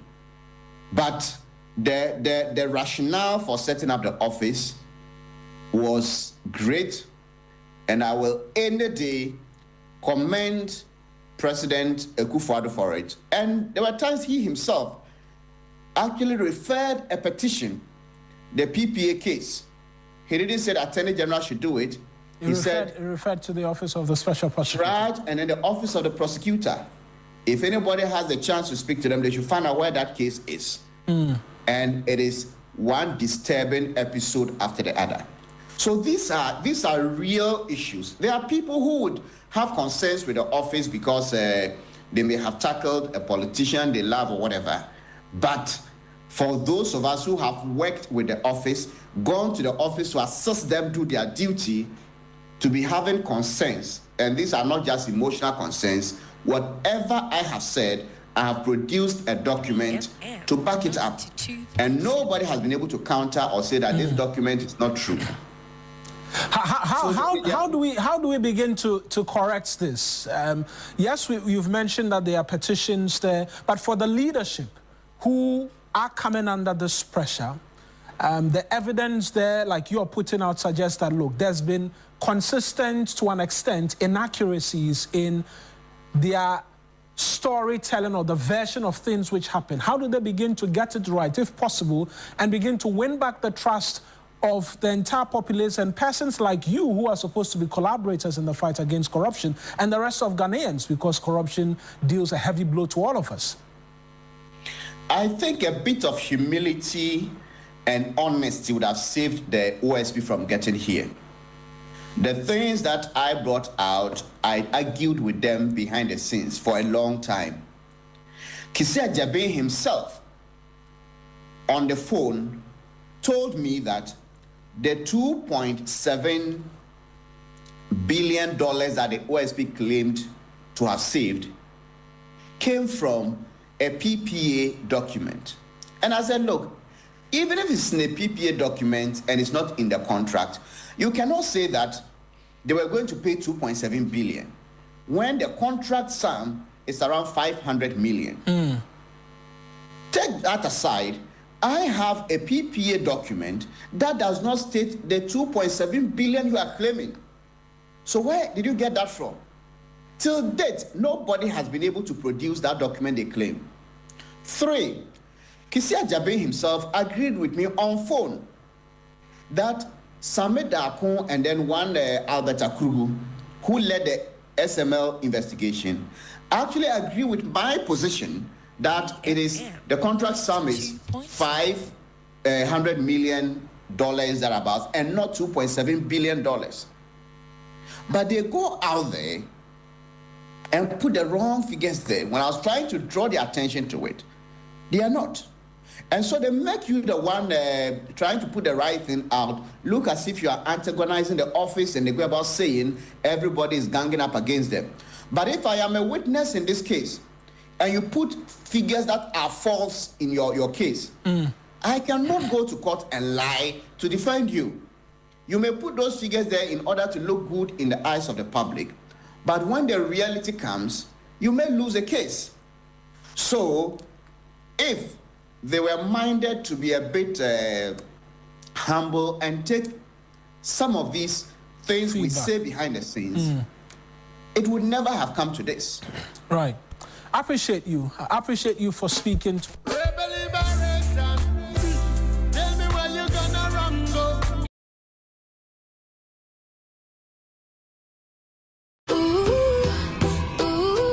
This December, give your kids what they really want. Your time, your full attention. Sarah On the 3FM Sunrise. We'll get back into this conversation. I'll pick the thoughts of Sixtus again. I know the phone lines are buzzing. I have to pick those calls.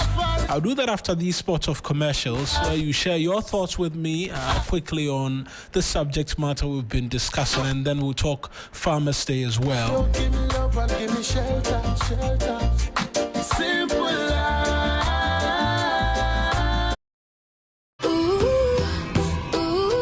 This December, give your kids what they really want. Your time, your full attention. Cerelac in partnership with 3FM presents Family Fun Day. #FamilyLac 2025. A full-day adventure packed with games, family competitions, live performances happening Friday, 5th December at Good Park from 9 a.m. To register your family for free, dial *928*12*11#. For vendor bookings or inquiries, call or WhatsApp us on 053-11-00927 or 053-220-092.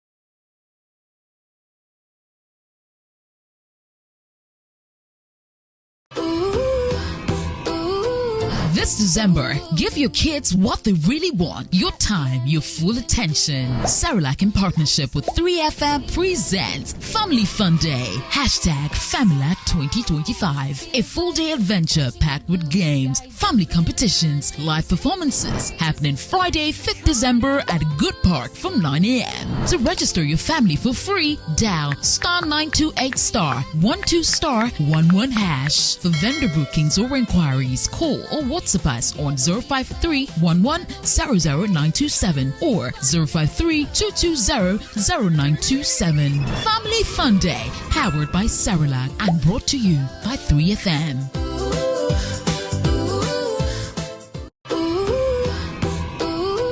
This December, give your kids what they really want. Your time, your full attention. Cerelac in partnership with 3FM presents Family Fun Day. #FamilyLac 2025. A full-day adventure packed with games, family competitions, live performances happening Friday, 5th December at Good Park from 9 a.m. To register your family for free, dial *928*12*11#. For vendor bookings or inquiries, call or WhatsApp us on 053-11-00927 or 053-220-00927. Family Fun Day, powered by Cerelac and brought to you by 3FM.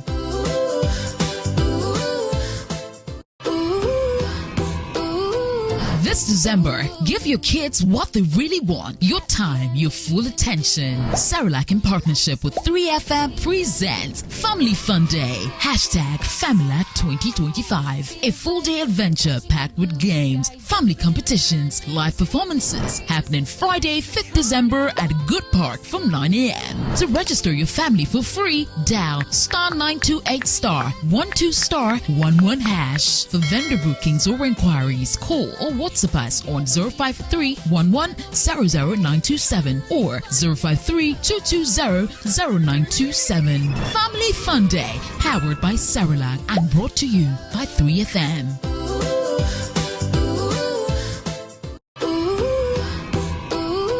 This December, give your kids what they really want. Your time, your full attention. Cerelac in partnership with 3FM presents Family Fun Day. #FamilyLac 2025. A full-day adventure packed with games, family competitions, live performances happening Friday, 5th December at Good Park from 9 a.m. To register your family for free, dial *928*12*11#. For vendor bookings or inquiries, call or WhatsApp us on 053-11-00927 or 053-220-0927. Family Fun Day, powered by Cerelac and brought to you by 3FM.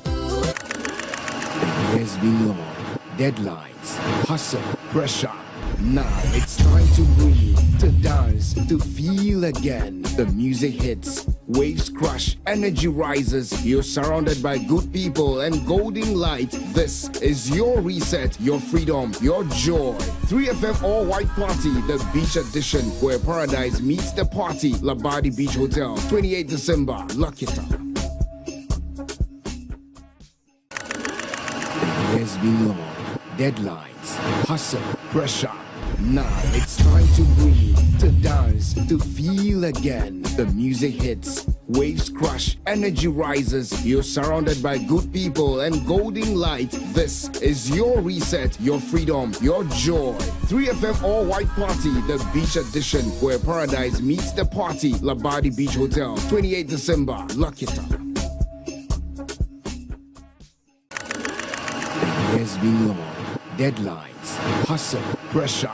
Now it's time to breathe, to dance, to feel again. The music hits, waves crush, energy rises. You're surrounded by good people and golden light. This is your reset, your freedom, your joy. 3FM All White Party, the beach edition, where paradise meets the party. Labadi Beach Hotel, 28 December. Lock it up. There's been long deadlines, hustle, pressure. Now it's time to breathe, to dance, to feel again. The music hits, waves crush, energy rises. You're surrounded by good people and golden light. This is your reset, your freedom, your joy. 3FM All White Party, the beach edition, where paradise meets the party. Labadi Beach Hotel, 28 December. Lock it up. There's been long deadlines, hustle, pressure. Now it's time to breathe, to dance, to feel again. The music hits, waves crush, energy rises. You're surrounded by good people and golden light. This is your reset, your freedom, your joy. 3FM All White Party, the beach edition, where paradise meets the party. Labadi Beach Hotel, 28 December. Lock it up. There's been long deadlines, hustle, pressure. Now it's time to breathe, to dance, to feel again. The music hits, waves crush, energy rises. You're surrounded by good people and golden light. This is your reset, your freedom, your joy. 3FM All White Party, the beach edition, where paradise meets the party. Labadi Beach Hotel, 28 December. Lock it up.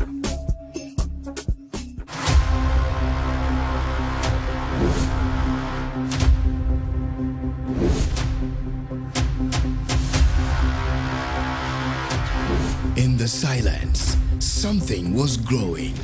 The journey continues. The calm before the storm.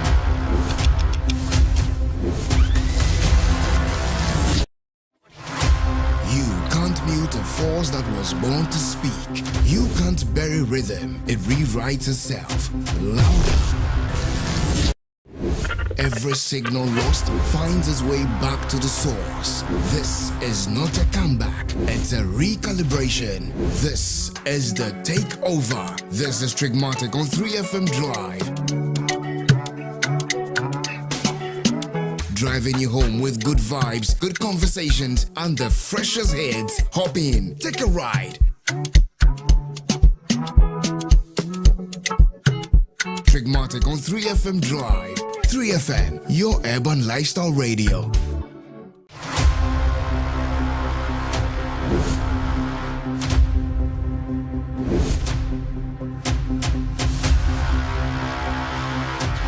In the silence, something was growing. The journey continues. The calm before the storm.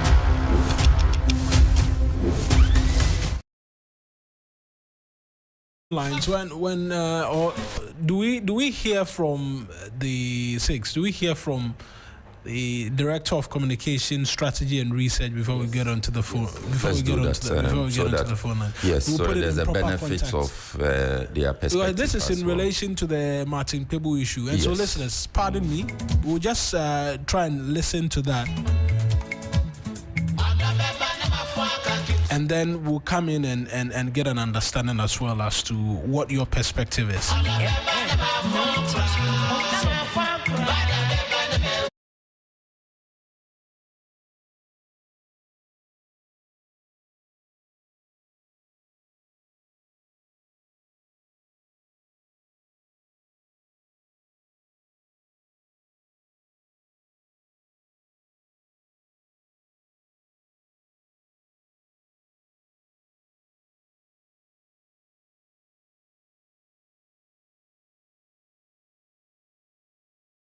Some clarity.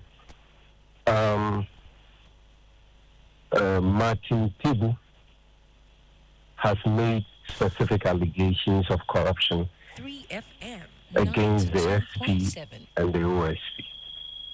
When a lawyer makes an allegation, the lawyer will typically back it with evidence. But this is an allegation made by a lawyer with no shred of evidence. And all he does is to repeatedly make the allegation with the help of media every time. And as a nation, we've not taken our time to even question him on the basis of his allegation, what evidence he has. The laws are very clear. If you think that you have evidence of corruption against the SP or the agency called the OSP, there's a lay-down procedure you go through. And every time he comes on your platforms and he will tell you he's putting it together. To me, does he want to use 1 year to put together allegations against the SP? Then why don't you wait? When you've been able to put together your evidence, then you can come on air and make the allegations, or you submit it to the various institutions that could look into it. But just to come on radio every day, repeat allegations, insult the person of the SP, denigrate the integrity of the office, and the same people are expecting the office you are denigrating to work on an extradition for Kenoforiata. You are dragging the institution down with no evidence. People are listening. And at the end of the day, the bad guys are the ones who are very happy. So the OSP, as the primary agency that investigates corruption in this country, decided that let's go into it. Maybe he has some evidence. So a fact-finding committee was set up to go into it. So that's the long and short of the matter. However, he has refused to cooperate. But any time he comes to the office, he comes with a number of media persons because he's a showman and wanting to do his show. But that is not a problem. It's after when he leaves the office, he goes, and the things he says are contrary to what he says. For instance, you come and say he's cooperating in the office, he's doing this, but he does not. Where in this country can you go to NIB, go to police, and tell them, I don't like this officer, I don't want the officer to sit, to be the one interview me? Hey, who Who gets that privilege? But at the OSP, we have tolerated all these conduct. He will say, I don't like this officer to be in it. The OSP will change it because we are doing a fact-finding. Maybe he has evidence against the SP that will help to remove the SP. That's good. That's if the SP is corrupt. But we do this for you. The next time you come, you say, these officers are junior colleagues. I won't talk to them, blah, blah. Meanwhile, the officers talking to you are equivalent in rank to deputy commissioners of police. They are not small boys. You talk anyhow to them, you misbehave in front of them, they give you all the cordiality, and you say you answer, they say, okay. Now, eventually, your last trick is that you want the OSP board to rather be the ones doing this interview, when you know perfectly that there's no OSP board presently. So you can see from the pattern that this is a person who is just bent on denigrating the office, bringing the reputation of the SP to disrepute and all that. Then, last minute, he comes to the office. And he extends all these things to officers who are lawfully performing their duties.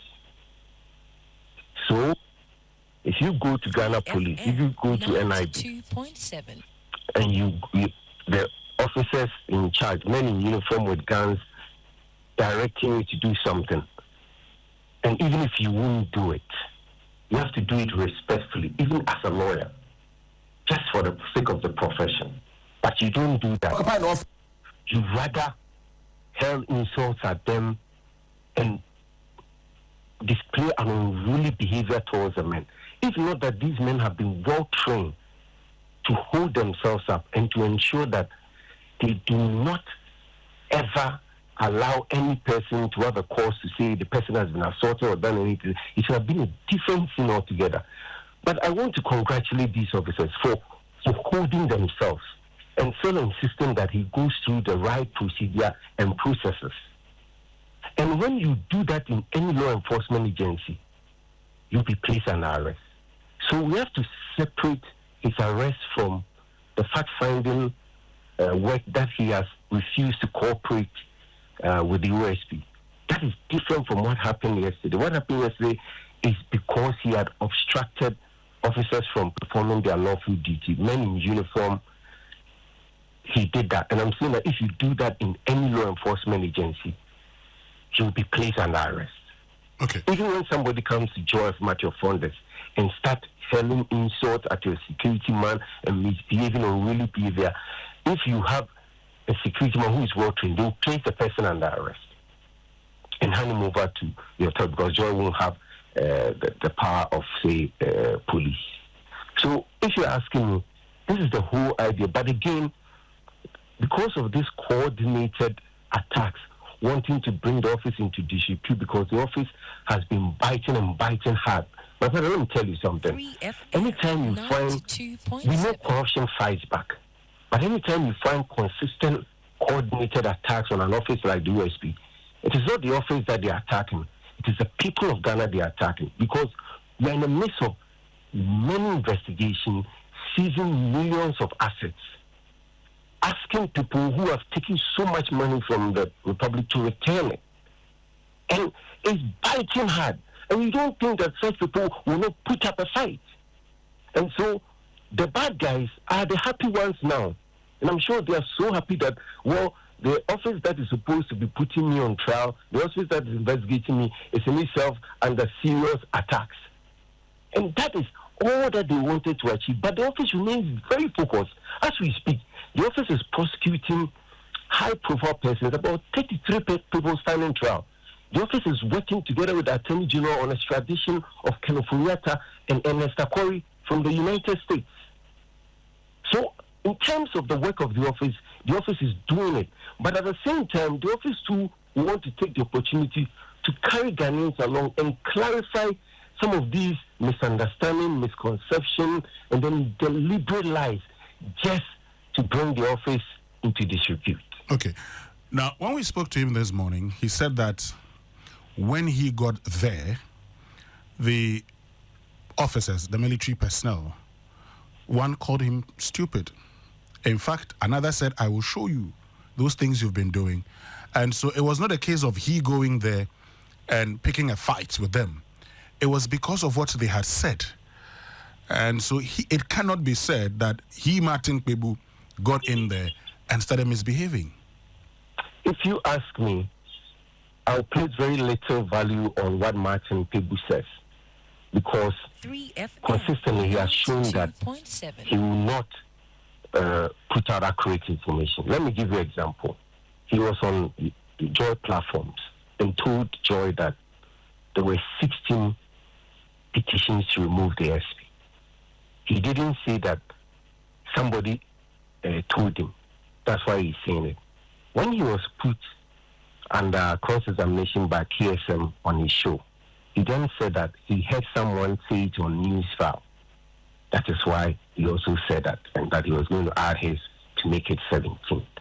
If you know you're going to add yours to make it 17, why don't you put together your evidence and then you present it, than going around every platform and spewing allegations that you have no evidence to, just to denigrate the SP. So I'm saying, if you ask me a voice account, I won't, because I've seen the variations, and there are a few things that with time we will explain and let Ghanaians know about it. Sami, the soldiers and the police at the OSP are very professional. You've never heard, do you know how many people come to the office in a day?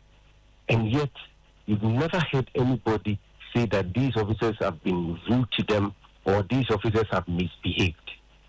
The only person that has brought this up is Martin Kpebu. I'll give you a second scenario. When he visited officers on the second time in our office, he came back and told the media that when he went to the office, they asked him how many lawyers he was coming with. And that again was a palpable lie. Some of these things, maybe with time we may have to put out videos and all that, but some of these things are very false, because when you go to any reception, they don't know whether you're a lawyer or you are coming with a lawyer. Those at the front desk don't know who is a suspect, who is a witness. They don't know.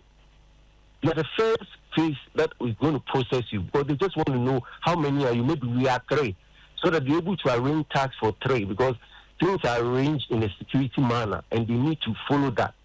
So when they ask you how many are you, you cannot come out and turn it into that the OSP is trying to restrict you to how many lawyers you can come with, and you create a whole scenario that's not true, because you think that you have access to platform and that you're going to denigrate the SP, and that you are going to ensure that the SP is removed, and that you are going to ensure that nobody have trust in the OSP. And I'm saying that these things, it doesn't hurt the SP, it hurts Ghanaians, because this is an office with men and women of integrity who have been busy working day and night, even as others are trying to derail the progress of the office.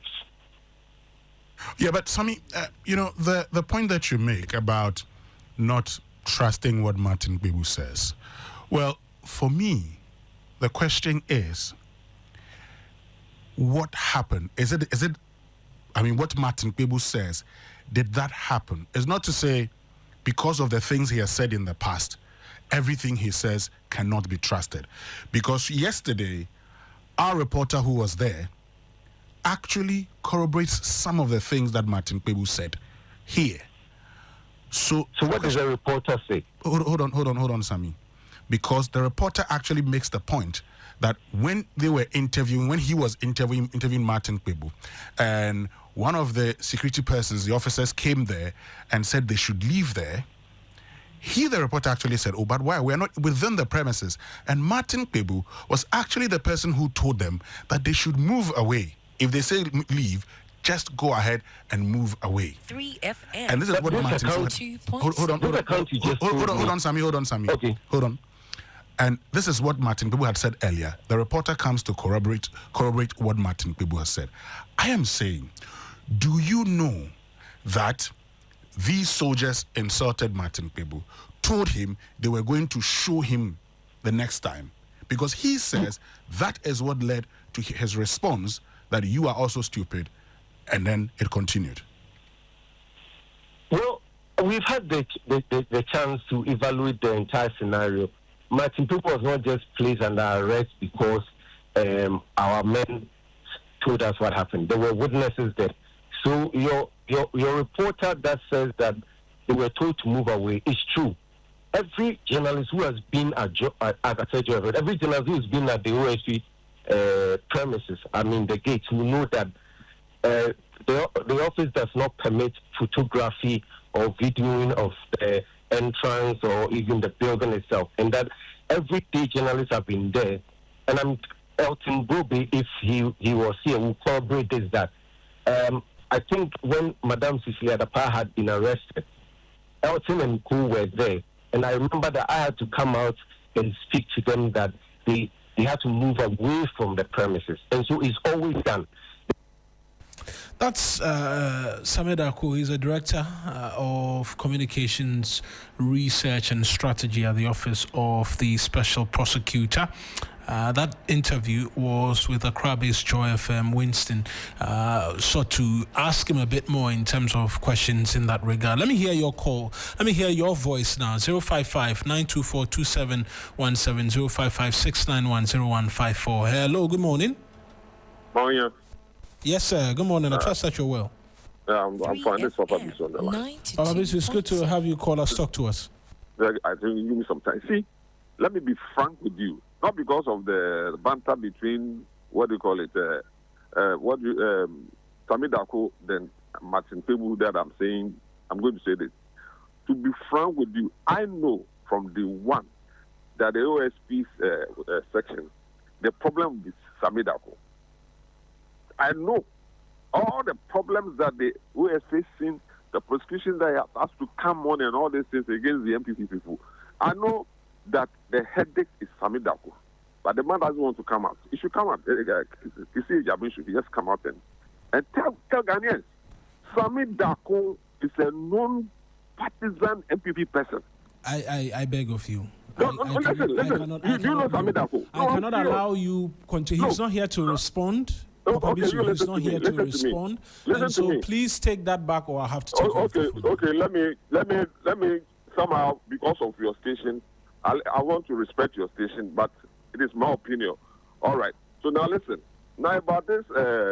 No, I want you to withdraw it because he's not here to respond. Okay. I've withdrawn. Fantastic. So can you make the point? Yeah. Okay. Now, I'll still come back later, but let me make this very. Today is what? 41st, what do you call it? Farmers' Day, something. Is that not it? Yes. Do you know basket? You know basket? know basket? We know the basket. Everybody knows basket. Now listen, you'll be doing all this Farmers' Day, left, right, and center. You are giving input to farmers, do this or that, things like that. At the end of the day, we are not seeing it in the marketplace where foodstuffs are reduced for us to enjoy. I get my point, for us to feel. So I urge the Agri Minister and his other lieutenant to make sure that we should get the foodstuffs not into the marketplaces itself. They should set up a parallel, kiosks within the system whereby people can use their Ghana card to go and be purchasing tomatoes and onions and things like that. And there should be all-round farming for every crop, like yams, tomatoes and all these things, and plantain. Not that they should have a season for it. You understand me? There should be a proper mountain-based technology to have all necessary foodstuffs at every season. Right. Not that maybe 4 months time there'll be season for plantain. Then there are 3 months that there'll be a season for no. Thank you. Should stop. Thank you very much, Papa Bisu. Let's get on to the other line and get. If you could kindly reduce the volume of the radio set for me, please, I'll be most grateful. Hello, good morning. Thank you, Mr. Mawuena. Yes, sir. This is Ajanawan from Government. Ajanawan, still reduce it a bit more and talk to us. I hope you are well. Okay. So is it okay now? It could be better. Just reduce it and okay. Thank you very much, Mr. Mawuena. Let me say good morning and happy Farmers' Day to all Ghanaians, especially Mr. Brown of Forestry Commission. Government about the Galamsey is very going on whereby they are trying to stop Galamsey. Mr. Brown, wherever you are, good morning. Mr. Mawuena, concerning this people, is getting out of hands. We are pleading with Ghanaians. We are pleading with people who know better than me should come down. Because we have other institutions, but it's more or less like everything is falling under OSP. Don't we have Yoko? Don't we have Attorney General? We should know that the OSP, the Sabida Ako and the Vice, per the position on the one they have, they are commissioners of police. And even per what I heard, the OSP said is also the one is more or less like a judge. You understand? So we should come down. But it's more or less like today OSP, tomorrow OSP. Lawyers do no more than me. I inciting the public against OSP. We have to say it as it is. They should come down. There is protest. I heard lawyer Edogi Tabaku. But what he said, we shouldn't scrap anything that we are going to scrap OSP. We should come down and we should allow them to do their work. Thank you. Thank you very much as well for calling our gentleman. Hello, good morning. Good morning, Mawuena. How are you doing? I'm doing well. I trust that you are too. Eben, it's good to hear you. Talk to us. Hope you are enjoying the Farmers Day. We will get into it proper. Right now, dear, we are finding our left and right. Right now that we are talking about we'll talk. I mean, but you can as well talk about Farmers Day. It's a twin event, and so it's not just. Let me wish all farmers a very, very happy holiday, and we love our farmers. Me myself, I'm doing small scale farm, so. And I know without farmers, we are nobody. So we appreciate them much. They should continue doing the human job to support Ghana's economy. We are proud of them. You see, Mawuena, it's sad in this country. You see, but I'm happy today. And the reason being that all of us, or if not all, about 90% are calling a scrap of the OSC's office. And for me, I'm happy, and I'm also for it. Because if our own members of parliament also saying the same thing, especially the speaker, it really tells you that there's something wrong. Because see, look, the speaker that even sat down for this creation, when this thing is also calling for scrapping of it. I heard him 3 days ago on Ghana Tonight. Because how can you be a judge in your own court? It's sad. You see, and for me, I'm not happy about the attitude of the DC. Even look at when the interview this thing, that your colleague, a former worker in the DDC, now with Joy, with Samida. You see, it doesn't mean that when a power is being given to you, you behave anyhow. You see, and for me, the way Abu Japa also started in parliament, it started well, but to what MPP, NDC thing. And when it happens, that we also refer you. Because we're in this country, when they have our system. You see, and for me, the reason why at times I don't like the attitude of the OSP officer, that creation, it wasn't for the well-being of Ghanaians. But former President Akufo-Addo brought that office thinking that he would do it to tarnish the image of the NDC. So when Mati Hamidu, the first appointee, went there and realized that no, not knowing the NDC's appointees are not corrupt. But it is former President Akufo-Addo's own people and he himself, that was what he used the word, a mother serpent of all corruption to him. Because the man came, he started investigation. No. You see, that is wrap up for me. Some of us feel that the current OSC, his office is joking with Ghanaians. Because how on earth will you give someone 78 counts? You started with, you have this. There's something that, if just 78 counts, how many years are we going to finish with this thing? So for me, if our representatives are calling that office is irrelevant and we need to scrap, I'm for it. Thank you. Right then, thank you very much, Eben. Hello, good morning. Good morning, Mr. Mawuena. Yes, sir. Anopai, I'll trust me encounter with you for our studio. Right, thank you. Where you are near Berman and Amwakwa, Lekasasi S. Boy, our Ayensuan constituency. Ms. Amwako, it's good to hear you talk to us again, and I hope the people of Ayensuan are well. By the way, I'm good. I think all your workers are good too. Yes, they are. Mawuena, and Farmers Day. afofida holiday edema ye Ghana ekuyafo no yen sre osras mbi na oso bambo ama Ghana ekuyafo so omosole ahemachi ekwafuom ensu to awiabo omonamu no mo do ni ensu ye tinka yenya bia yedi na Mawuena osi unya betodi no eyenwa anka ya den nga koma kuyen nti ye mompa ma no yen kosen kan so omyiro omo ho be sre aban no se de farmers ni hia bia na dombe bona Ghana nya bia di no aban so wasene na ni hia bia omonsanka na also onyankopon so ntonsungu omno ba ne so ntimi so do so ne nsi eti nya bia ato edi ya ekom end mo na mabi ni sa no ne special prosecutor ne minianum ndisifo bi e defend special prosecutor say enye ne nkoa na ebi na fight crime and to be to fight corruption because you yoko and you attorney general our my way ayampa na first na omobo special prosecutor the three say na adwuma anso ani no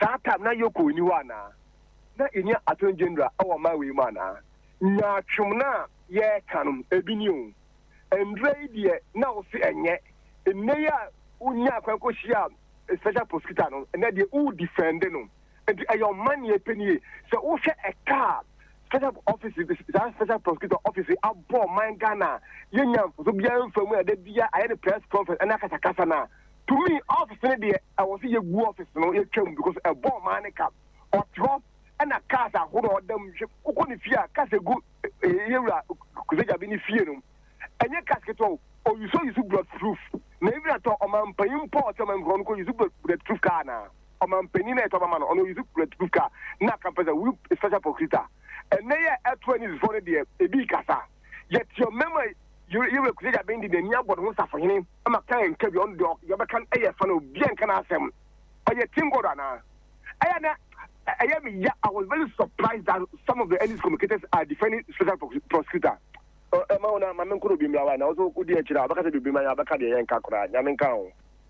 Thank you very much, Nana Marco, for calling as well. You can do same 055-924-2717, 055-924-2717, as well as 055-691-0154. Hello, good morning. Mawuena. Yes, sir. Very good. I'm gonna let go more again. I told me put to him, manche. Mawuena no ni yo mi package.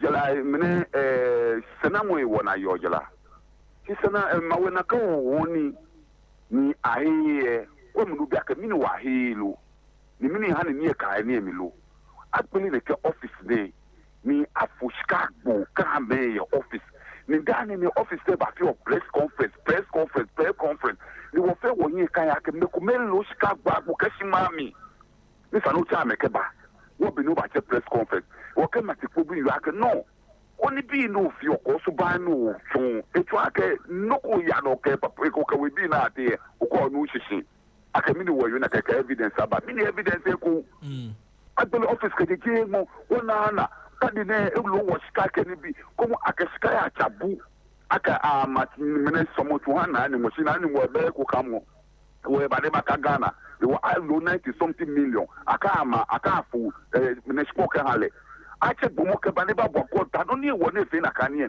wo bi ni press conference wo se bi ni press conference wo mi kpoto e manche president mama makpa bo fai mla wo ju mi ni wo mla ke kese ko e ke mla wa wo acha mla yin ya no aje ye je me ko di ni ke office ne agba ye je me ni pa di na pa wo na gba mo Mawuena last one any ma wiegi Mawuena ni ba si wajela ye ne kema ji COVID-19 jela no aka wo yo kalabuli ye mami amesumo na mechi oni jiano agbe choba che mo wa gbe me wo mi e advice ma ji se president wa makoba ache mo ko meka o mami ache me ko ko mami ne kalabuli ne se safo Mawuena o ka yo wa achu ni onu. Thank you very much as well for calling. You can do same 055-691-0154, 055-691-0154, and 055-924-2717 as well. Phone lines are active. You can be a part of the conversation. Call us, share your thoughts with us as well. Hello, good morning. Hello? Hello? it does suggest this individual is on the phone lines with us. Right, we may have lost him on the phone lines. 055-924-2717, 055-691-0154. Those are the numbers by which you can reach us and be a part of the conversation and be a part of this morning's show as well. We're talking Farmers Day, we're talking OSP. And you can do same as well and be a part of the conversation right now. If you can call us 055-924-2717, 055-691-0154 right now. On Facebook as well, you can leave a message for us as to the many matters we've been discussing this morning as well. Just do that. Our handles 3FM927, same handles on Twitter as well, 3FM927. You can share your thoughts with us as well.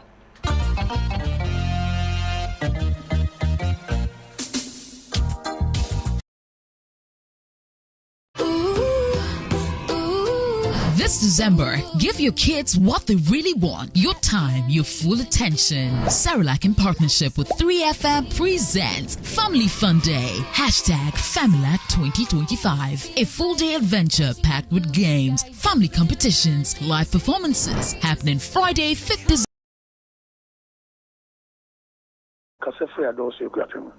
I didn't quite catch the name. In Sabah?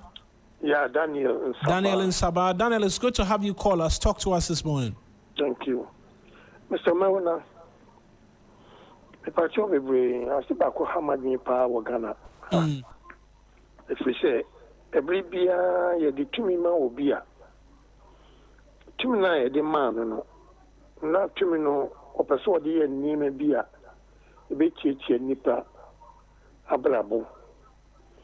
Na me pese me bisa say sa OSP kise jabo no ye de ne bai say o meye adwuma magana ana say o mra meye adwuma e ma no na me bisa say sa OSP office no e yo no akasa din dia ana say de na me bisa say e fi say wo bai ye de be potin na waye amagana gana nya ho faso na edu so to me be gina wo say we press conference no be yen so on to me improve say dia sika say na ma dia ma man no na mo nsagiro fo ma hwehwe mo hu say ni awo kan no kore me sire be brain on to kwa awokoka sa to kwa na awokoka no ntoka bia ono anka sa ebegu no office no we dia nya mahama sam Parliament of Wesum, even former Speaker Makokwe, Nankasa, the new tone was the office in Yunguno. Mr. Mahama say, only the Panicho be brain, and money in Casa as we see. The man for Nankasa, or Nankasa or Spin, or be good officer, Medasi.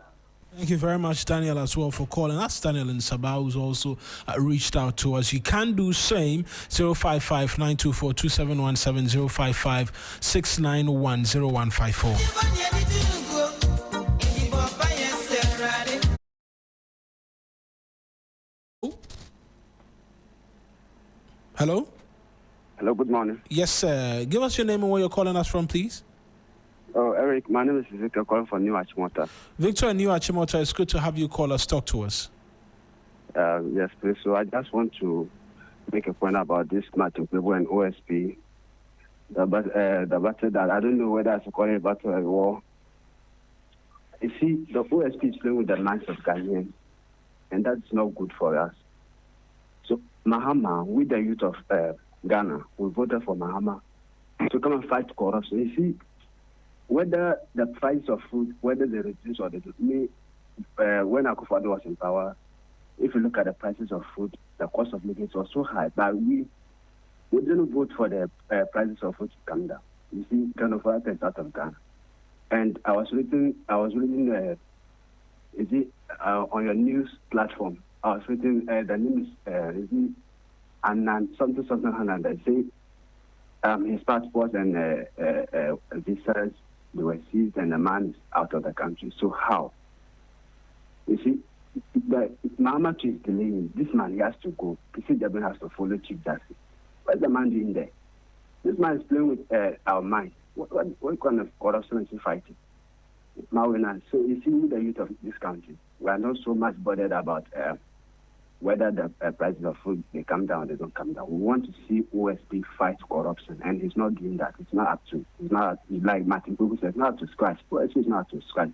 We should just take the office out, use the money that they are allocating to him, add it to Attorney General, for him to employ more people, lawyers, to fight corruption in this country. Mawuena.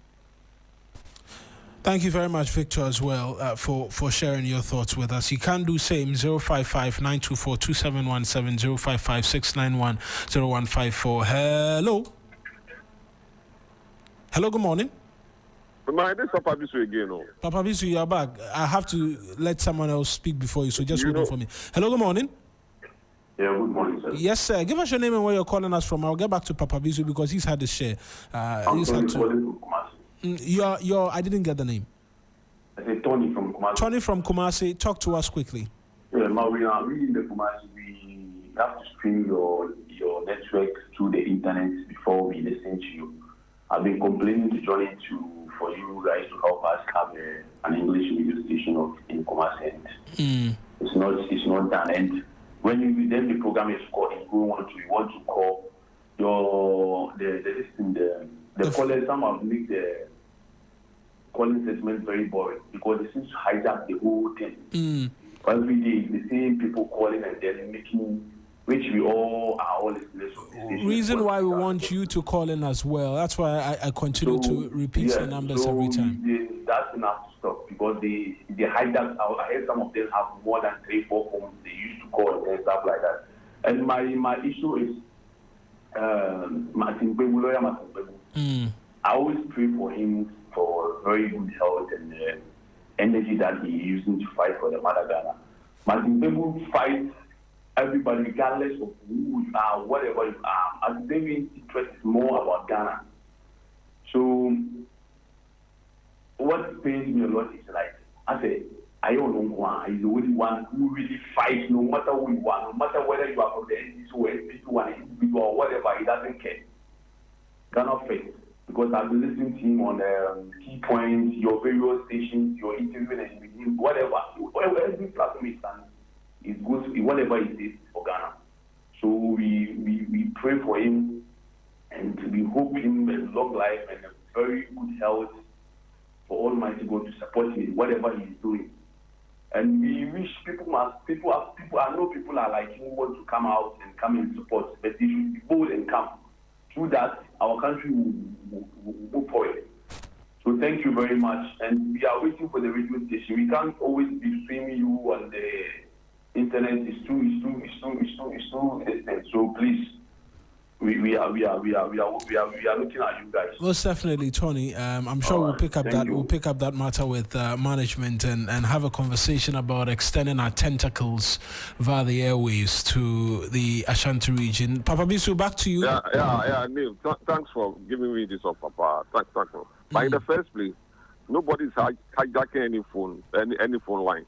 I have only one phone. Others do the same thing. Try and just get in. Now, there's this concern that is being raised by traders who are coming from our local traders crossing the border. I mean, to have their trade, be successful.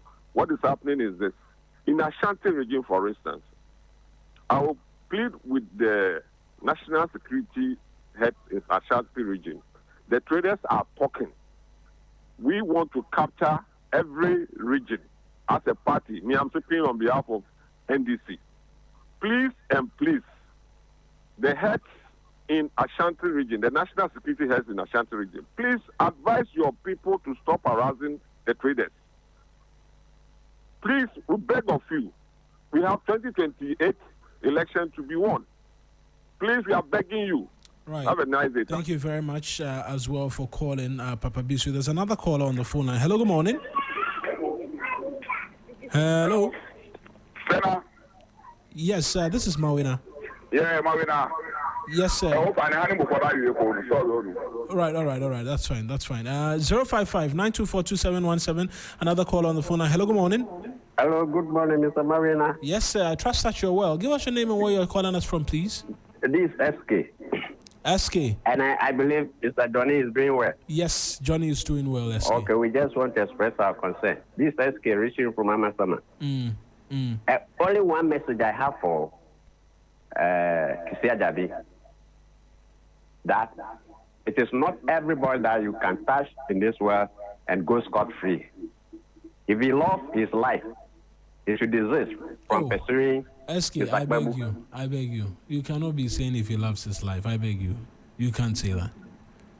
Okay, I withdraw. In whatever context it is, I'm sure you can make the point without having to take it to that line. Just make your point. Thanks so much for the correction. But the fact is, he should rather pursue Mr. Poriata and produce it to the soil of this country. Thank you. Thank you very much, SK, as well, for calling. Hello, good morning. Morning. Yes, My name is Jordan Tugo, calling from Dansuman. Jordan in Dansuman, it's good to have you call us. Talk to us. The only thing I have to say about the special prosecutor issue is that in this country, people don't know what to do about resignation. They don't like to resign if they know that they commit themselves. One way or the other, you'll be thinking that today you are in a position, so it's okay with you. The following day, it will turn to different way. But our leaders, I keep saying it, that they don't think of we, the citizens. They think of themselves. So anything that they want to do with the OSP, because with OSP or without OSP, still corruption will still be in this country. That is my only submission. Jordan, thank you as well for sharing your thoughts with us. I'm going to pick two final callers and then we'll wrap up on phone-in segment so we can begin the conversation on Farmers Day proper. A number of you have mentioned that already. Two quick final callers. Last but one. Hello, good morning. Good morning. Yes, sir. Give us your name, where you're calling us from. My name is Suleiman. I'm speaking from Africa. Suleimana. Yeah. Great. Suleimana, talk to us. I want to contribute to your program about Kisejari. I want to first ask my first question is, who set up that office? Did you know Appiah-Ampofo? Yeah, it was set up by an act of parliament. It was under his. It was President Akufo-Addo's regime. Yeah, okay. The special prosecutor Akufo-Addo, who was the first special prosecutor, and what happened with the office.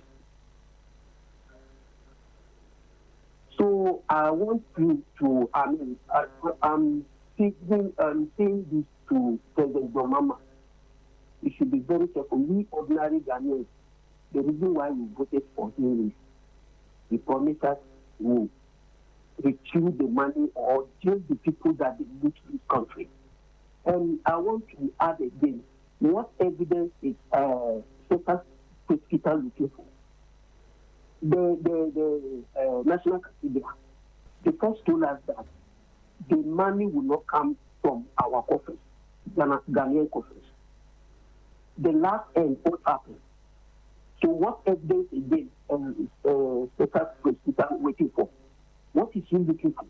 Which evidence? So we now, ordinary Ghanaians, I want to tell these politicians and their leaders and so-called their lawyers or what that we are tired of them. They should know that. And the most, very question to go to President Domama. We are watching him. Right. I started voting from 92. I did not vote for any party apart from NDC. We are telling Domama. We are watching. Thank you. We should keep up. We should keep waiting for a special prosecutor to prosecute people in Ghana. Yet we need the seat with shame. Thank you, Suleimana, as well for calling. I'll pick a final caller for the morning. 055-924-2717, 055-924-2717, and then 055-691-0154, 055-691-0154. There was a message on our streams. I'm just going to read that quickly. As I promised that whenever you send a message to us, trust that I'll do the reading for you. I'm just going to do that right now. This one is from KOK. Bits and pieces of the ending part of the message not quite clean, but I'll just look at it. Today, you people are waxing lyrical about legal procedures being turned upside down. Your party left power barely a year ago. What didn't you people do? I suspect this was in relation to when we were sharing or we were playing back the debate from the floor of the House over whether or not the office of the special prosecutor must remain. And these and more are the suggestions and the comments which have characterized and surrounded the conversation and the office of the special prosecutor. I'm going to go for another break. When we return, we'll get into the Farmers' Day conversation proper, because we have to be at the Family Fun Day as well for you this morning.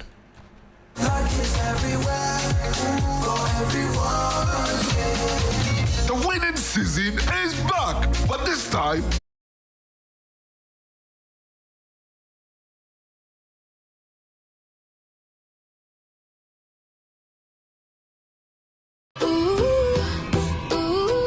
This December, give your kids what they really want. Your time, your full attention. Cerelac in partnership with 3FM presents Family Fun Day. #Familac 2025. A full-day adventure packed with games, family competitions, live performances. Happening Friday, 5th December at Good Park from 9 a.m. To register your family for free, dial *928*12*11#. For vendor bookings or inquiries, call or WhatsApp us on 053-11-00927 or 053-220-0927. Family Fun Day, powered by Cerelac and brought to you by 3FM.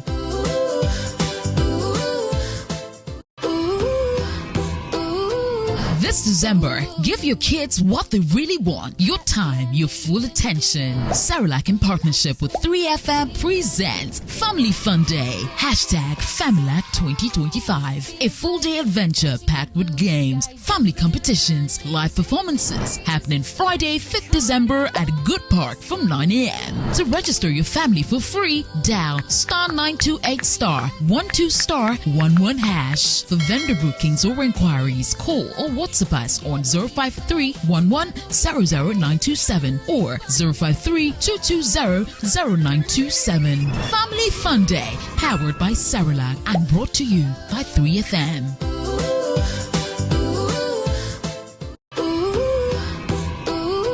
This December, give your kids what they really want. Your time, your full attention. Cerelac in partnership with 3FM presents Family Fun Day. #Familac 2025. A full-day adventure packed with games, family competitions, live performances. Happening Friday, 5th December at Good Park from 9 a.m. To register your family for free, dial *928*12*11#. For vendor bookings or inquiries, call or WhatsApp us on 053-11-00927 or 053-220-0927. Family Fun Day, powered by Cerelac and brought to you by 3FM.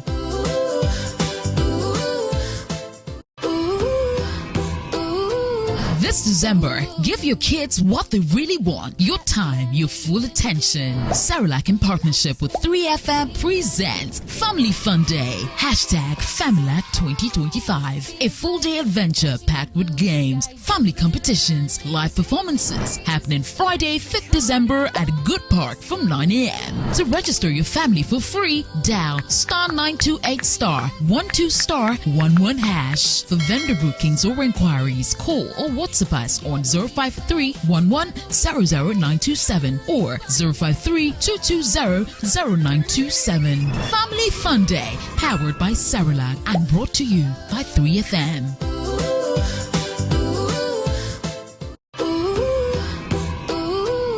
This December, give your kids what they really want. Your time, your full attention. Cerelac in partnership with 3FM presents Family Fun Day. #Familac 2025. A full-day adventure packed with games, family competitions, live performances happening Friday, 5th December at Good Park from 9 a.m. To register your family for free, dial *928*12*11#. For vendor bookings or inquiries, call or WhatsApp us on 053-11-00927 or 053-220-0927. Family Fun Day, powered by Cerelac and brought to you by 3FM.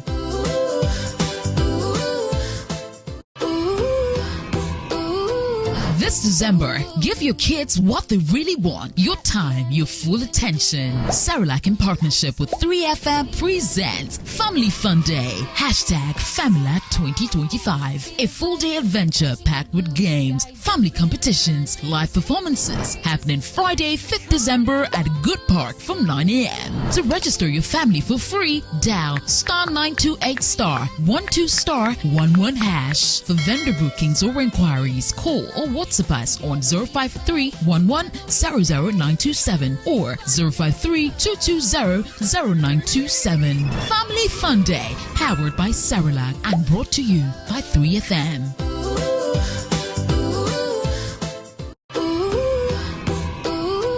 This December, give your kids what they really want. Your time, your full attention. Cerelac in partnership with 3FM presents Family Fun Day. #Familac 2025. A full-day adventure packed with games, family competitions, live performances happening Friday, 5th December at Good Park from 9 a.m. To register your family for free, dial *928*12*11#. For vendor bookings or inquiries, call or WhatsApp us on 053-11-00927 or 053-220-0927. Family Fun Day, powered by Cerelac and brought to you by 3FM.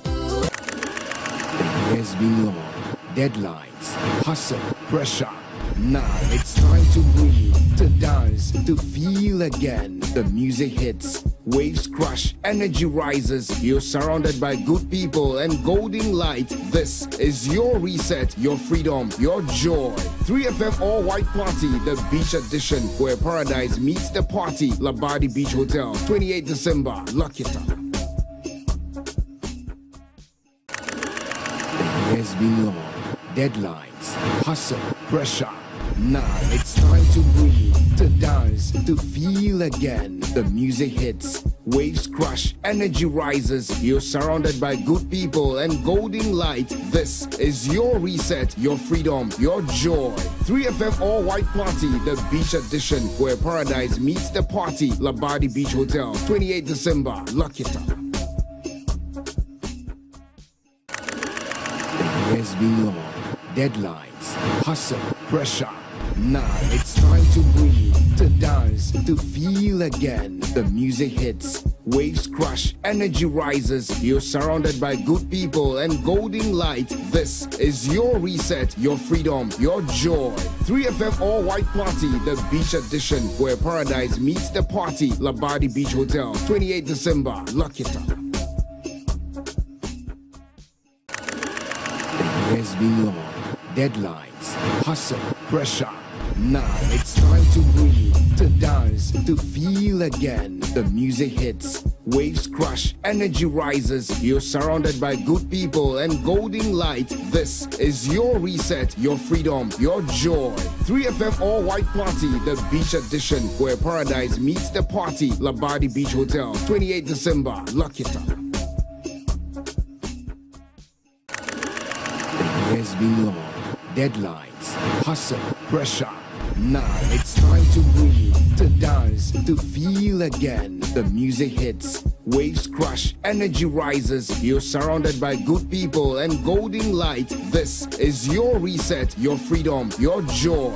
3FM All White Party, the beach edition, where paradise meets the party. Labadi Beach Hotel, 28 December. Lock it up. There's been long deadlines, hustle, pressure. Now it's time to breathe, to dance, to feel again. The music hits, waves crash, energy rises. You're surrounded by good people and golden light. This is your reset, your freedom, your joy. 3FM All White Party, the beach edition, where paradise meets the party. Labadi Beach Hotel, 28 December. Lock it up.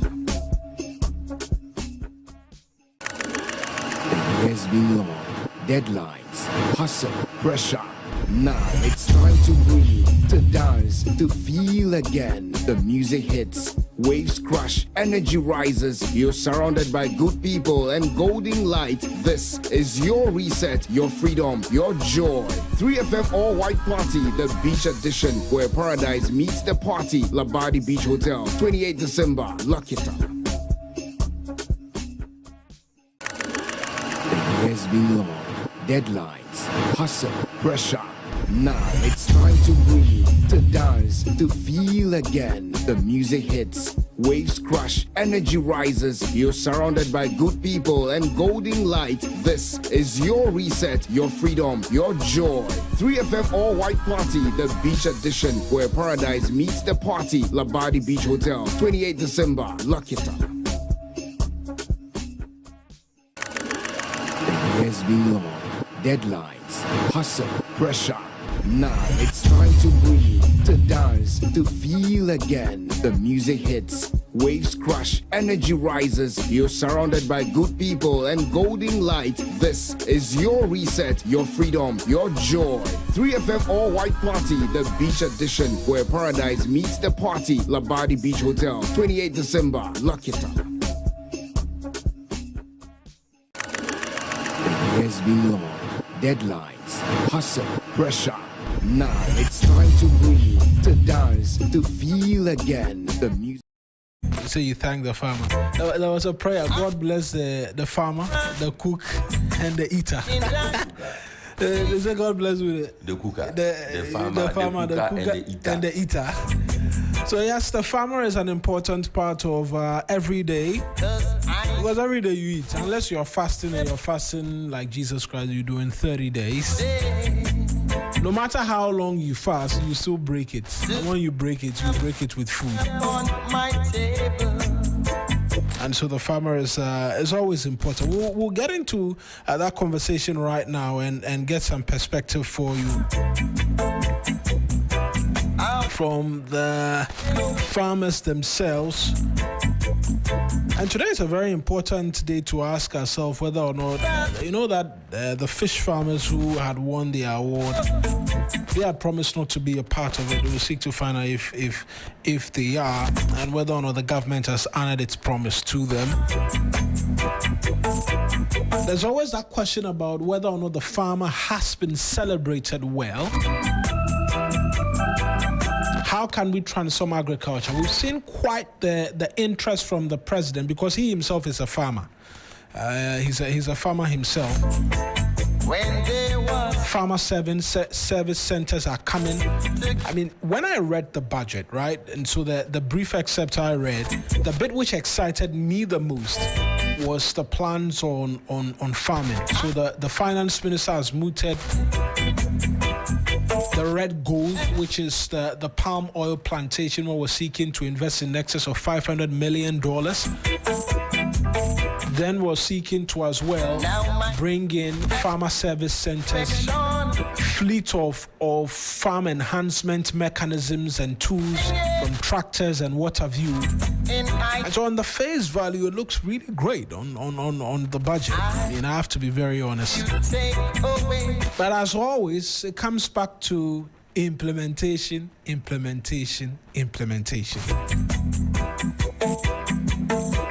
While you were playing, I'll pull up the budget again. I'll just grab my laptop quickly. I'll pull that up again, and then we'll look at it, what the interventions from the government is.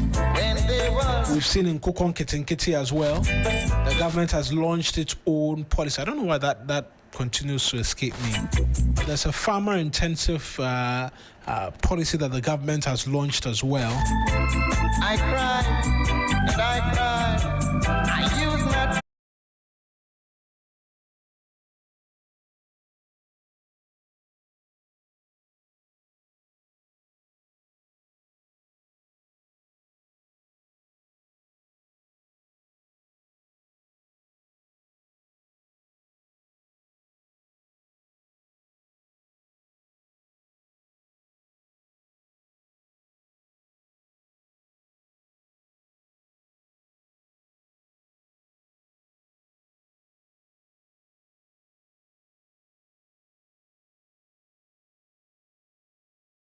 pledge to them.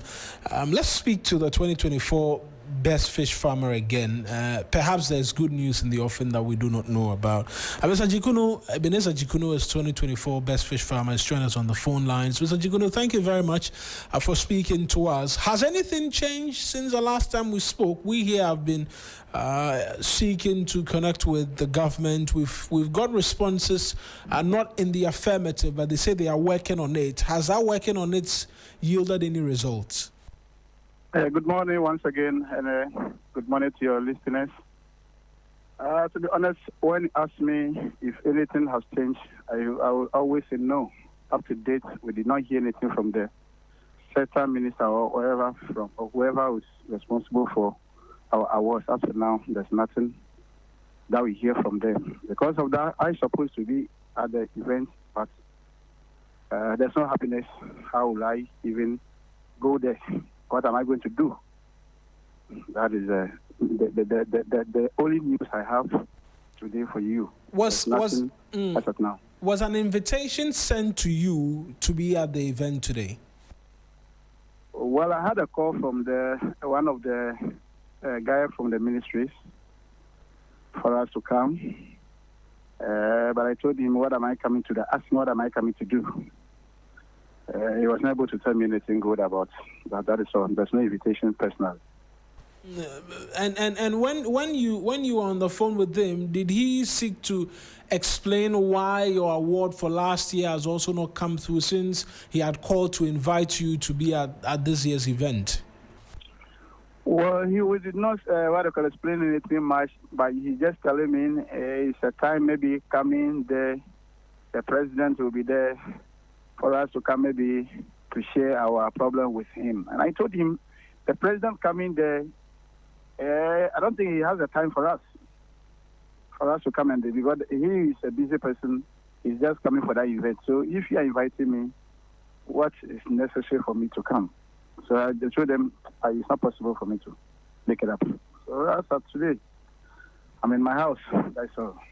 And what about your other colleagues? Because we know it's not just you. There were other farmers who are awarded who have not received their award. Are they also going, or they've taken a cue from you and are deciding to boycott this year's event? None of us is going. I had a call from about 3 people this morning.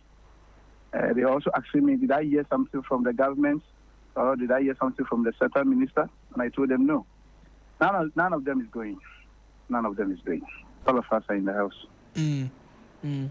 And so the hope is still that they will give you what it is they promised, since they haven't done that and you're being invited and you're not going. Well, you promised me for a year now. You promised to give me something, and you did not give it to me. So the question is, what am I coming to do? In the first place, what am I coming to do? Because there's so many pains in us. We are all having that pain. How can we come and put us elderly people on the front page, or put us, climb out with a car, take a picture of us, and up to date, we did not receive the award. There's nobody who will be happy about that.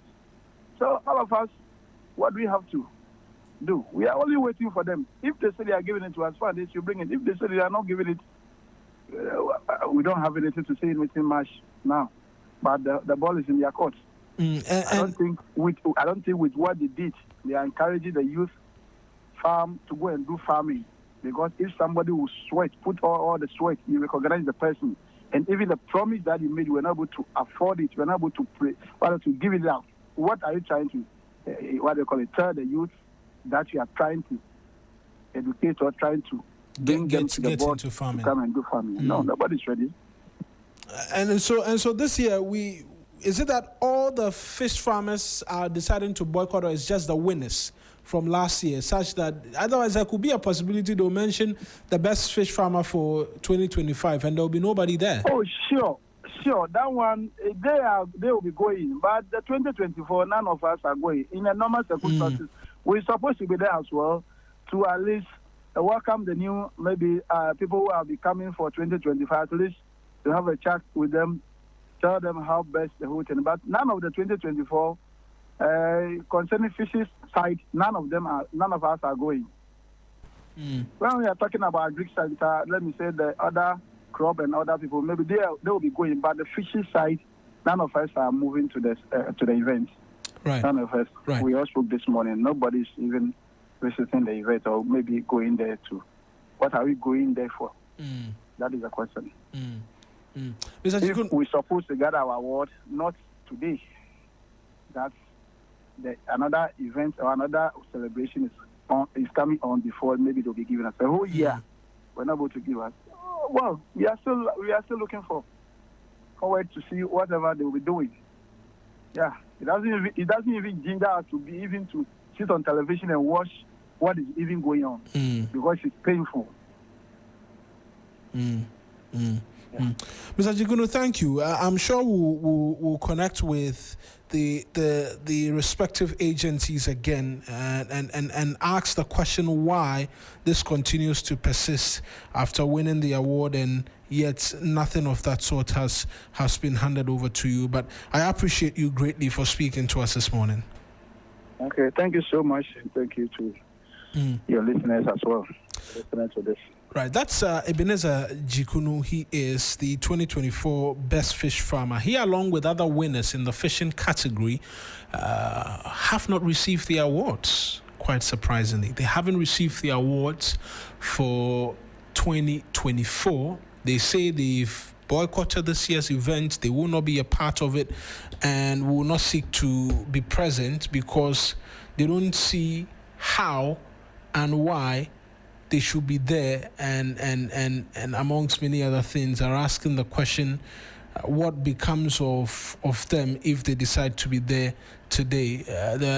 They were invited because someone called from the ministry, but they decided not to be there because they don't see the essence of going and not receiving the awards. We're doing 5 after 9 here on the 3FM Sunrise, and we're continuing the conversation in relation to farms and Farmers' Day and whether or not farmers have been celebrated well enough, and we'll get onto the phone lines right now and engage just quickly another individual on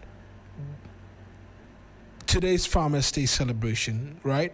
Because we're asking the question whether or not farmers have been celebrated enough, and also getting an indication as to whether or not things are moving smoothly within the farming space. Alhaji Saibu Brima is the chair of the Association of Ghana Rice Producers and Processors. Alhaji, good morning to you. I trust that all is well.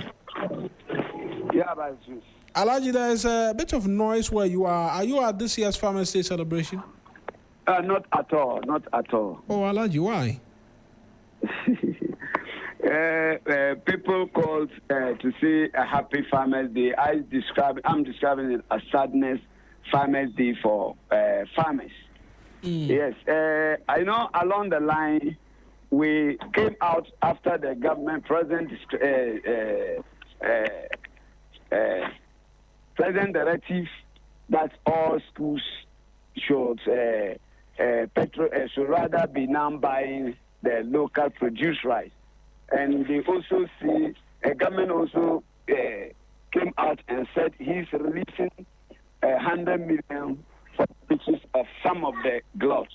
Yes, we saw it as a good initiative, and we also came out and gave a press and did a press conference acknowledging the government's steps. But we also directed our farmers to suspend the boycotting of the Farmers' Day, pending the government's implementation of what they have said and what is yet to address in terms of our 5 demands. Yes, along the line, we've heard they were to do contracting, but finally we heard that the money, we had the Agriculture Minister submission in UTV stating that the money will reach within a week. Not yet, none of our members were able to benefit.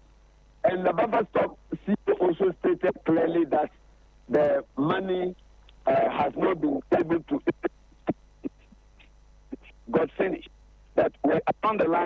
us that the supplies was not given to farmers, the supplies were not given to farmers. If they did it out to supplies, and then most of them sell the imported cheap rice that are smuggling into the country. Well, we had a meeting last night with most of our members, getting them to continue to go, because we had a person with the ministries, and they are saying that they are looking into the matter, but they are of the view that most of them have already lost their farms in rice. The farmers have farms that they couldn't get money to transport them to their houses, and it got burned. We even visited some of them to mourn with them. And they are of the view that they are currently mourning, they will not be able to participate. Both the district, the regional, the national level, majority of our farmers are saying that they cannot go to a place to celebrate at this moment because they are not happy this year. So what are they going there? I would say, officially we are not boycotting it, but unofficially our farmers are resisting to go into the farmers' day celebration. But I thought the president had mentioned that, look, he had asked the finance minister to make available excess $200 million to purchase these produce from the market, and that came as good news to all of you because it was going to help deal with the glut situation. Are you saying that they didn't come to buy the items off you, or they bought it, but you still have a lot? No, the government said it, and the Minister of Agri said that 200 million is part of the 2026 budget. So implementation will be done in 2026, but not this year. But the 100 million that the government released was just pitching a few rice in the southern sector, not even up the northern sector. So that 200 million mentioned was part of the 2026 budget, but not this year's budget. And so for you, the decision to direct your members to boycott the farmers' day is because the produce are still available on the market, you're not getting anybody to buy it, the schools are not absorbing it? Absolutely. If you see anybody supplying rice to buffer stock currently, even after the present directive, they are buying the imported rice, back them into the place and send it to buffer stock. So the present directive is even, and we don't think it is appropriate for a farmer to go into celebrate Farmers' Day. Every country protects their farmers. But if you're a country and you are not being protected, what are you going there to celebrate? So that is the issue. Right, Alhaji, some would have said, if you go, then maybe you can make your concerns known to the government. Well, that is not a place to go and make your concerns known. Huh? That is not a place. Which farmer will be given the opportunity to speak at the Farmers' Day to go and then start making a case of your challenge? The Farmers' Day is meant to go and celebrate. You are not going there to dialogue. So for going there to present your case wouldn't be heard. Our outfit was invited by Parliament to come and be part of the 2026 agri sector budget debate. We were there. Two of us represented the association, and we made our case. But implementation has not been done yet. So I think that level would have been was appropriate, but Farmers' Day is not appropriate for a farmer. And a farmer is supposed to go to a Farmers' Day and be laughing, but not to be screaming. So that is the situation we have. Right. Alhaji, thank you very much for bringing this as well to our concern. Thank you.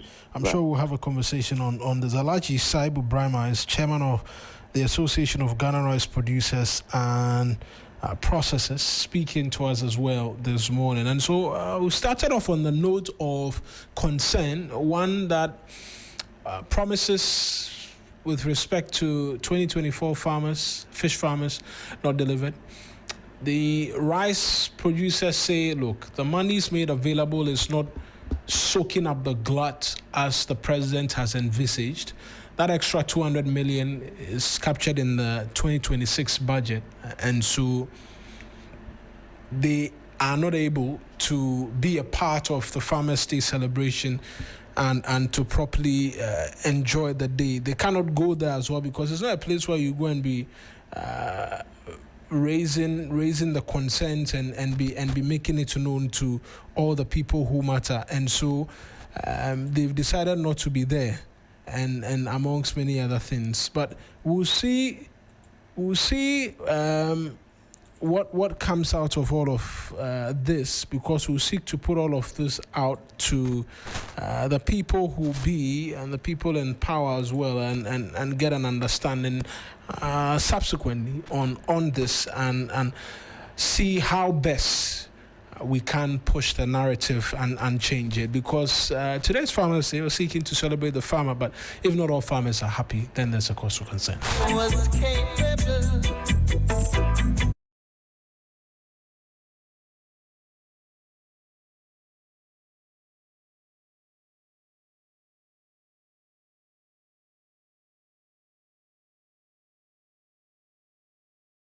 Talk as to making the Volta Basin bread basket of the country, and I was mentioning the other items captured in the budget, farmer service centers and some other things. Let's get onto the phone lines. 1 minute remains. And get a bit more from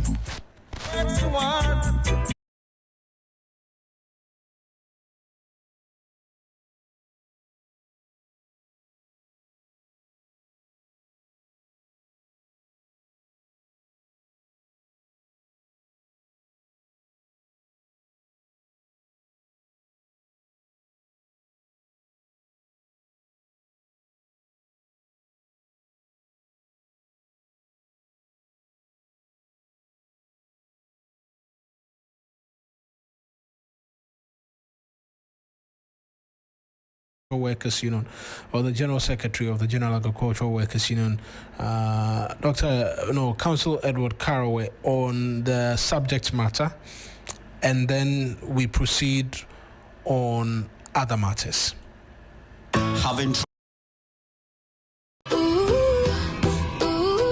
This December, give your kids what they really want. Your time, your full attention. Cerelac in partnership with 3FM presents Family Fun Day. #FamiLac 2025. A full-day adventure packed with games, family competitions, live performances. Happening Friday, 5th December at Good Park from 9 a.m. To register your family for free, dial *928*12*11#. For vendor bookings or inquiries, call or WhatsApp us on 053-11-00927 or 053-220-0927. Family Fun Day, powered by Cerelac and brought to you by 3FM.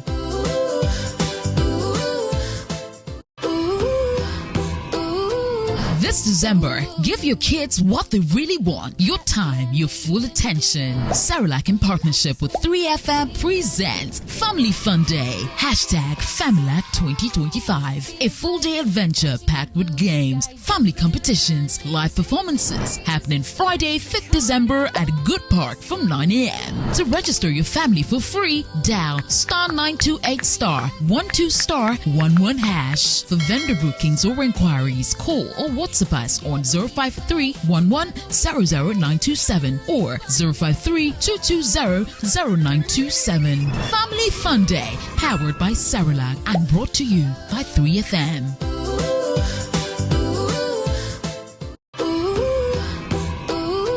This December, give your kids what they really want. Your time, your full attention. Cerelac in partnership with 3FM presents Family Fun Day. #FamiLac 2025. A full-day adventure packed with games, family competitions, live performances. Happening Friday, 5th December at Good Park from 9 a.m. To register your family for free, dial *928*12*11#. For vendor bookings or inquiries, call or WhatsApp WhatsApp us on 053-11-00927 or 053-220-0927. Family Fun Day, powered by Cerelac and brought to you by 3FM.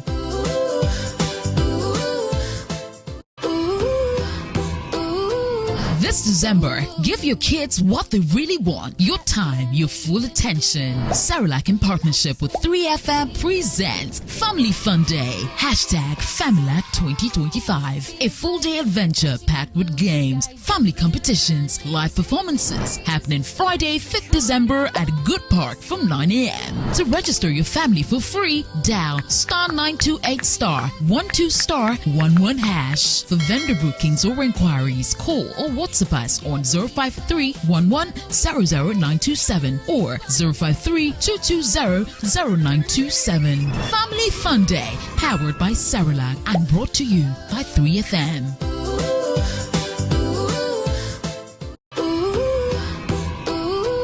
This December, give your kids what they really want. Your time, your full attention. Cerelac in partnership with 3FM presents Family Fun Day. #FamiLac 2025. A full-day adventure packed with games, family competitions, live performances happening Friday, 5th December at Good Park from 9 a.m. To register your family for free, dial *928*12*11#. For vendor bookings or inquiries, call or WhatsApp us on 053-11-00927 or 053-220-0927. Family Fun Day, powered by Cerelac. General Agricultural Workers Union is joining us on the phone this morning. If there's anybody you can't talk to about agriculture in this country, trust me, he's one of the individuals you should be talking to. Mr. Karwe, thank you very much for joining us this morning. It's the first time we're speaking on air since your call to the bar, and so congratulations as well. Thank you. And then happy Farmers Day too. Every year we come back, and around this time of the year, we're talking to you, asking the question whether or not we're making progress in the right direction, and what's our view. What will be your general overview of where we've come from and where we're going in terms of agriculture? Are we making progress, or we're still where we are?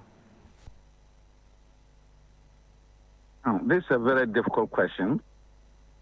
Frankly speaking, as a country, I don't see that we are making progress in our agriculture, because it's very difficult to say that Ghana can feed itself. And if you look at our market, go into our market, you'll find all forms of imported foodstuffs in our economy. And that tells you that we are not able to produce enough for even basic things. We can't produce them. If you take poultry products, what do they talk? The intestines and all that, where do they come from? The gizzards and the rest, where do they come from? So you can, our rice, where do they come from? You talk about our vegetables, where do they come from? So all these things, you can't comfortably say that our economy, our agriculture is better. No, I don't think so. So we don't appear to be making the needed progress. If you pick individual producers, yes, some will say, oh, we are making progress. We have improved upon my production in this area. But when you take it holistically, I don't think we have made any significant progress, if any at all. That's an indictment, considering how long it is you've been within the farming space up until this point. We've seen governments come and go. There's been a new government. They're in their 12th month. We've seen their first budget. We've seen a number of policies they've rolled out.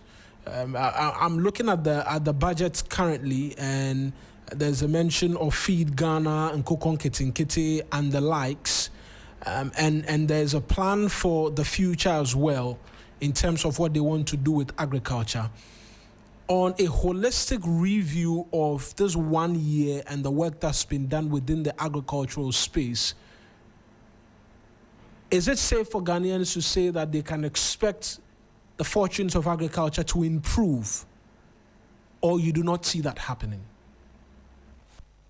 Well, that's, again, a very, sensitive question. But let me clarify that. You see, if I say that we are not making progress, you just have, the point is, day in, day out, all the challenges we had in the past are still present. Facing agriculture, is it credit? Is it market? Is it post-harvest losses? What have you? They still exist today.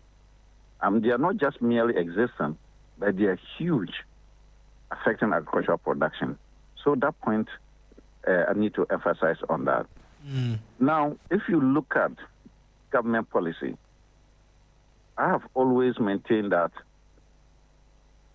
and of course it's not only me, that this country never lacked good policies.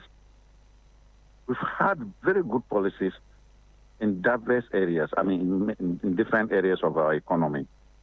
But when it comes to implementation, we are very weak in implementation. In fact, I would say that our managerial skills is weak as a country. So I would not say that the government policies are not good. They are good. What we need to do to ensure that they are implemented properly. And if they are properly implemented, then we will have the results that we want to have. And how will you trust that they will be implemented? You don't wait until they are implemented before you now say that, oh, this can be done or cannot be done. Or you look at the people behind. For instance, if you take our own president, he's not just a president. And I believe, if I'm not wrong, he's the only president who is a farmer. Even at the time that he's a president, he's a farmer. Yeah, he has a huge farm in there now. Yeah, so once he's a farmer, he knows what it means to do agriculture because he's in it. So if he says he will do something, then of course I am sure that will be done. That is why I see everything with hope. Otherwise, given my experiences in the agriculture sector over the years, I would have not have hope. But you see, because we spent over about 4 billion Ghana cedis in the Planting for Food and Jobs program. It never brought anything to us. We have nothing to show for it today. So if you are an observer and watching what has happened, you will be worried that when someone tells you that, oh, things will be good, to say that, to be in it. But, of course, there are different people. And I'm saying that His Excellency the President has himself a track record to show that he himself is a farmer, and he seems to be walking his talk. And then with his team, I have hope that things will get better. There's a Canadish that says agrobe so ifrianopa.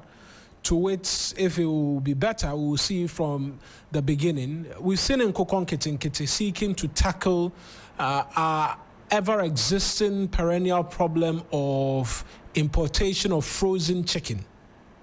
We're seeing that being ruled out.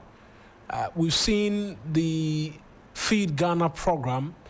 And next year in particular, if I just want to read specific to what it is that we should see, there's a government intention to pump some 500 million into palm oil production, and as well the coming into force of farmer service centers where tractors and what have you are expected to be purchased and the likes. What are the significance of an intervention? Let me perhaps narrow it down to the intervention of the farmer service centers. How significant that is in helping us boost agriculture and for us to feed ourselves, because that's a point you made when you started that. Look, at this current state, we cannot say as a country that we can feed ourselves.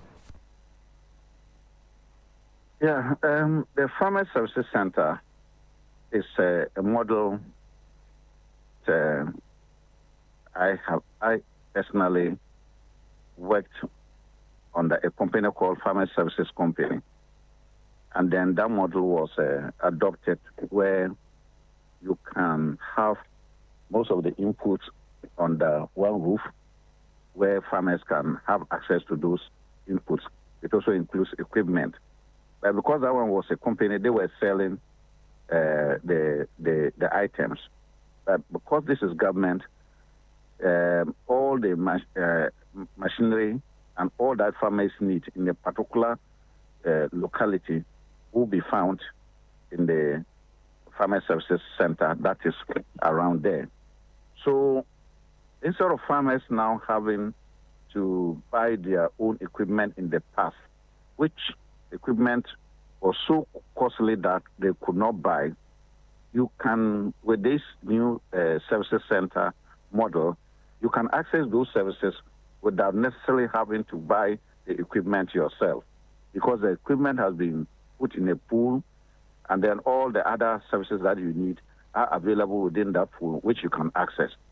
So it's a model that addresses the huge capital investment challenge for farmers, and it makes services available to them at their doorsteps. So this is something that I think when it is properly implemented, then most of the challenges we've been talking about in the past, like when it gets to harvesting time, you need a combined harvester to harvest and you don't have it. You need to buy tractor yourself. You need to procure fertilizers yourself and all that. All those things will be addressed. So I see it addressing most of the challenges of the farmers at the community level, at their where they are producing, at the farm gate level. You know, services must be affordable and accessible to the farmer and addressing some time factor. If you have to travel a long distance to get the services, say a combined harvester to come and harvest your rice, for instance, however cheap it is, the fact that it will take you a lot of time to move to get the services, it's a huge cost. It will take you away from doing other things. But if the services are available to you close to your farm gate, you can access the services and at the same time have time to do other things. So it has multiple benefits to farmers, and then it will reduce production cost and time that farmers will spend by that particular model. So it's a very good model. We just have to make sure that it is properly implemented. Proper implementation really is what has been the bane for the most of all of the things that we've seen. But for you, looking at all of this, the plans of the government and what have you, can we look forward to next year saying that we can feed ourselves somewhere, and the prices of the produce in particular as well will come down? Because as at now, there's the argument that yes, the cedi and the dollar has come down and all of that, but produce on the markets is still quite high, and largely because we're importing a number of these items into the market? Yes, I have maintained that we should tone down our expectations for 2025. Because if you look at the government itself, though on paper it is 11 months or now going to 12 months, practically the government is less than that, because government was not in place completely on the 7th of January when the handover was made. It took some months before ministers were appointed, other state officials were appointed, and then to now begin to implement. So I can even say that it is like the government is in office for about 5 months or so, because to settle that and then begin to now implement the policies took time. So we should not expect so much for 2025. We talk about the Nkoko and Kete projects and the rest. They have just begun. Mobilization of the resources and then distribution of it, and then people now begin to prepare their farms and so on. So the benefit of the policies will be realized 2026, 2027 onward. I'm also saying this because some of the programs that are needed to actually bring about increased production is fiscal investment. And that investment has a gestation period. It will take time before you complete that investment. For instance, if you look at the big push and then the road network projects that government wants to do, if you are a farmer and from your farm gate to the market, the road is bad, it's not going to take only 2025 for you to have that road fixed. So the cost of accessing inputs and then accessing the market with your produce will continue to be high until that road is significantly done. And it could not be done in 2025. It's already ended. It will be in 2026 and 2027. So we need to tone down our expectations. But then what is good is that we should monitor government and then hold government to consistently and systematically implement the policies, and we see it. We also, people who are around the Ofankor in Sawam Road, when the road was so terrible, the cars got stuck there. It's now taking time to fix that road. How many months down the line?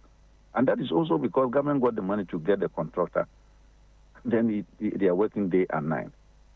So the effect on agricultural produce coming into the package, reducing cost of it, was not going to be realized immediately. Right. It will be after the road is completed. So all these things put together, we should expect 2026 to now have the full implementation of all these programs, Feed Ghana, Cocoa and Kitchen, and all those projects. And then by 2026 ending, of course, we should have the full benefit of it. And again, you talked a point about people are complaining that the prices of foodstuffs are not so as low as they want it.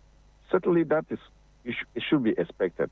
But we can all see that because food prices have come down, it has affected national inflation. We know very well that in the past, national inflation used to be about 50% of what? I mean, food inflation used to be about 50% of national inflation, causing national inflation. Today, national inflation is coming down because food prices are also coming down. So it will take time. And also it depends on where you are found. We want to, the cities, it will take time for price of foodstuffs to come down. But in the hinterland, where they are close to production areas, the farm gates, then prices will be substantially low.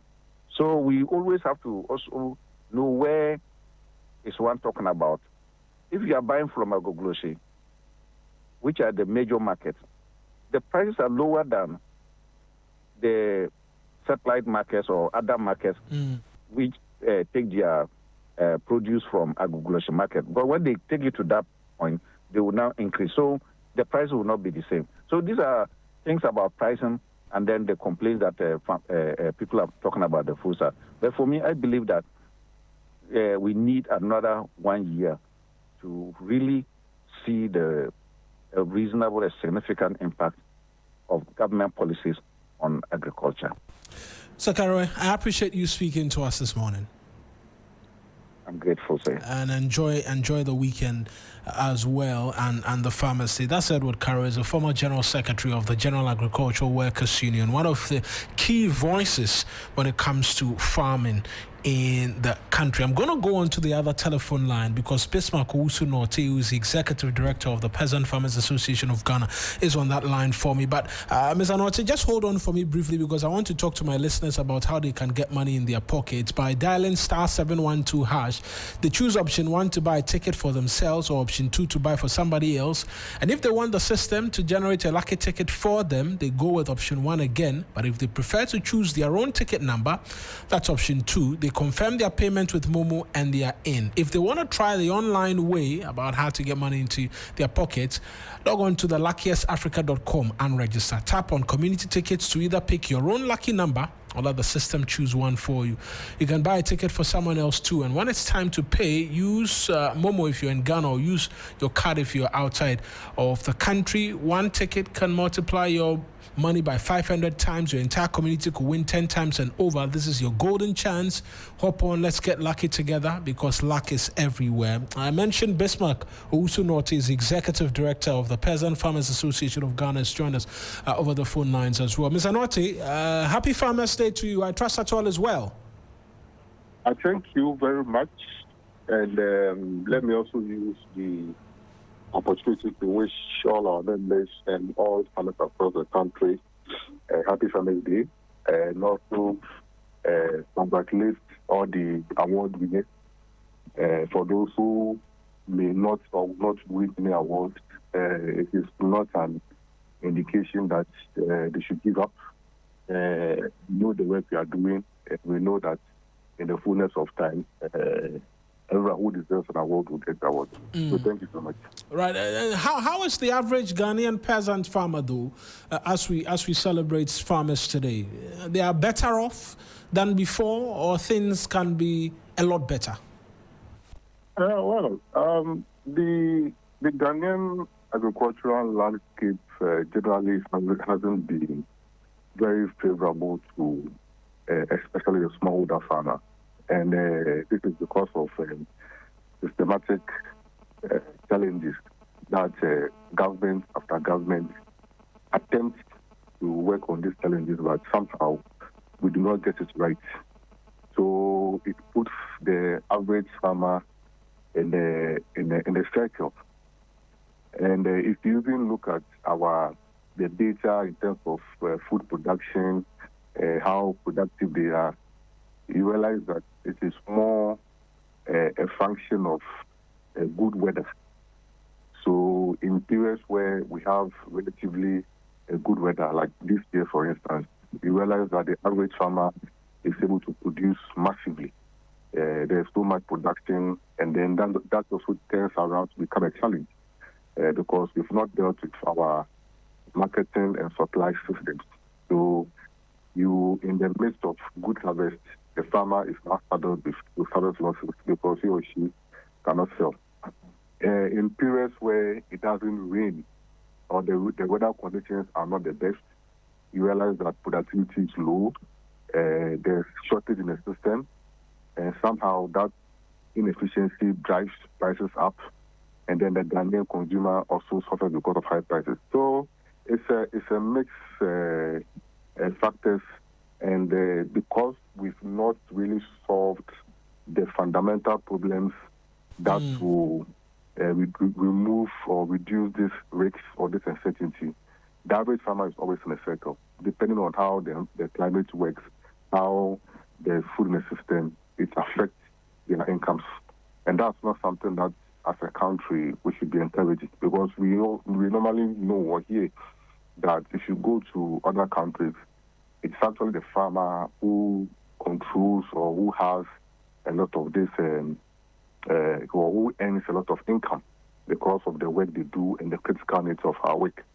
But we've not been able to do that very well in Ghana here. And I can hope and wish that this particular government, to the sector minister, will at least put their foot on the table, their foot on the ground, and ensure that at least by the time that their tenure is over, they would have solved some of the major fundamental problems that is facing the smallholder farmer. And we know irrigation is one of such. There's been interventions from the past which hasn't yielded the result.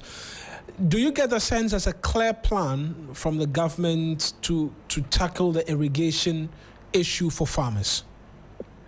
Yeah, so you rightly mentioned irrigation. I'll come to that. I think that for the challenges, I do not need to enumerate them, because I'm sure pretty fair, based on your work, you also know a couple. But I think that from now even to the end of the tenure of the current government, there are three main areas that I also think that even if for nothing at all, they should work on. And as you rightly mentioned, irrigation is one. The two is the mechanization, and the three is the market challenges. For irrigation, we are still well below our irrigation potential. In fact, if you look at data from the Ghana Irrigation Authority, we are doing less than 10% of our irrigation potential, and that's huge. If you go to, there are a lot of regions that do not have very, very huge or large-scale irrigation dams. If you talk of maybe Upper East, they have a combination of very good facilities, part of Greater Accra, part of Water, part of Central. In the absence of that, if you go to a lot of regions, Upper West, Savannah, Northeast, and a couple of them, they do not have these huge irrigation facilities that farmers can rely on. The major irrigation facility that we were hoping would have been done for the Northeast, that's the Palugu Dam too. We all see the controversy it was embroidering. This particular government actually launched what they call the irrigation for wealth, where they are thinking is that they are going to establish irrigation facilities across 8 regions in Ghana. So that's also an area that I'm really looking forward to it. Unfortunately, I didn't see much of it in the 2026 budget, so I'm quite disappointed in that. But I see that there's a plan they are doing feasibility, and they hope to put it on into action probably in 2027. I think that's an area that if we are deliberate about, and by the time Kopuku leaves, is able to put up these irrigation facilities across these regions, I think it should be a very huge moral booster for the farmers. If you look at mechanization, that's also another critical area. We are in an era where we've moved even past mechanization. We are now into robotics, we are into AI. So it is quite strange that when you come to Ghana and most parts of the country, the smallholder farmers are still using hoes and cutlasses, and it's a shame. These rice farmers, a lot of them are even unable to harvest their rice because there's lack of adequate combined harvesters. So it's a big problem for us. And I think that as a country, that's an area that we should really pay attention to. We need to quickly mechanize our agriculture. And so the idea of the farmer service centers is something that we are really looking forward to it. And for me, those are the things that if government can do really well and ensure that we are able to mechanize our agriculture, it will go a long way to help the farmers. And it's something that I think that the president and the minister should ensure that indeed, by the time their tenure is over, they should solve that challenge. Then the last one is on the market challenges. And I mentioned it in my introduction that when the weather is favorable for smallholder farmers and we produce, we get high productivity and we're happy. But it also leads us to frustration because you now have produced, but you don't have a system to mop up your produce. And that's a major problem. In fact, sometimes I even make the case that even if government does not provide anything for farmers, but they can provide an avenue for a reliable market, farmers will find a way to produce. So the market challenge is a major and critical one. We appreciate the response to resource NAFCO to mop up.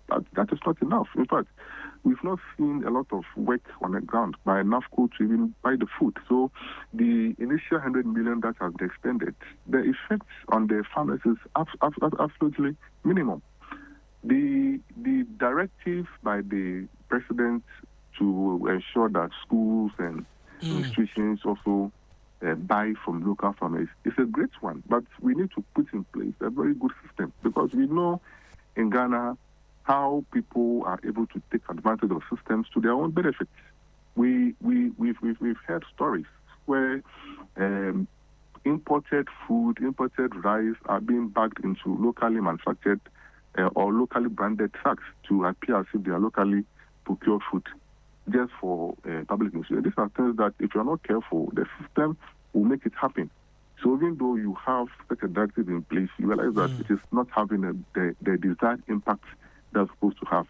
So those are things that I think as a country we should really pay attention. I don't think we've done so very well when it comes to those major things that affect our families. And I really hope that consistently, as we observe Farmers Day, it should be a reminder of the challenges that our farmers are facing and how we can put in place systems to ensure that we don't go around repeating those things again. I think it's a shame that over 60 years of independence, we still talk about these basic things that are affecting our smallholder farmers.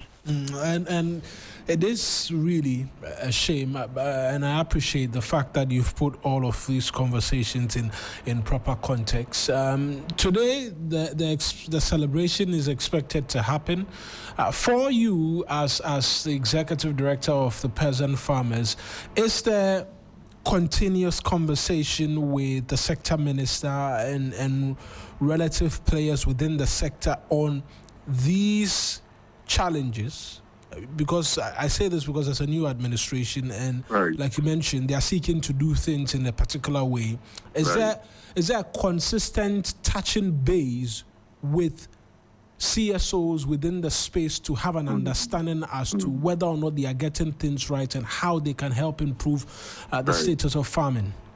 Right. To be very honest with you, I think that in Honorable Poku, we've gotten one of the finest and great ministers that we can hope and wish that the kind of intentions and vision that he has for the sector is actually actualized in terms of his. And if you remember, before even the president issued, the president nominated him, we raised the call that we wanted a minister who was affable, who had an inclusive nature, who will bring people on board, who will not antagonize people because people have different opinions, and who clearly has a vision and is keen to implement it.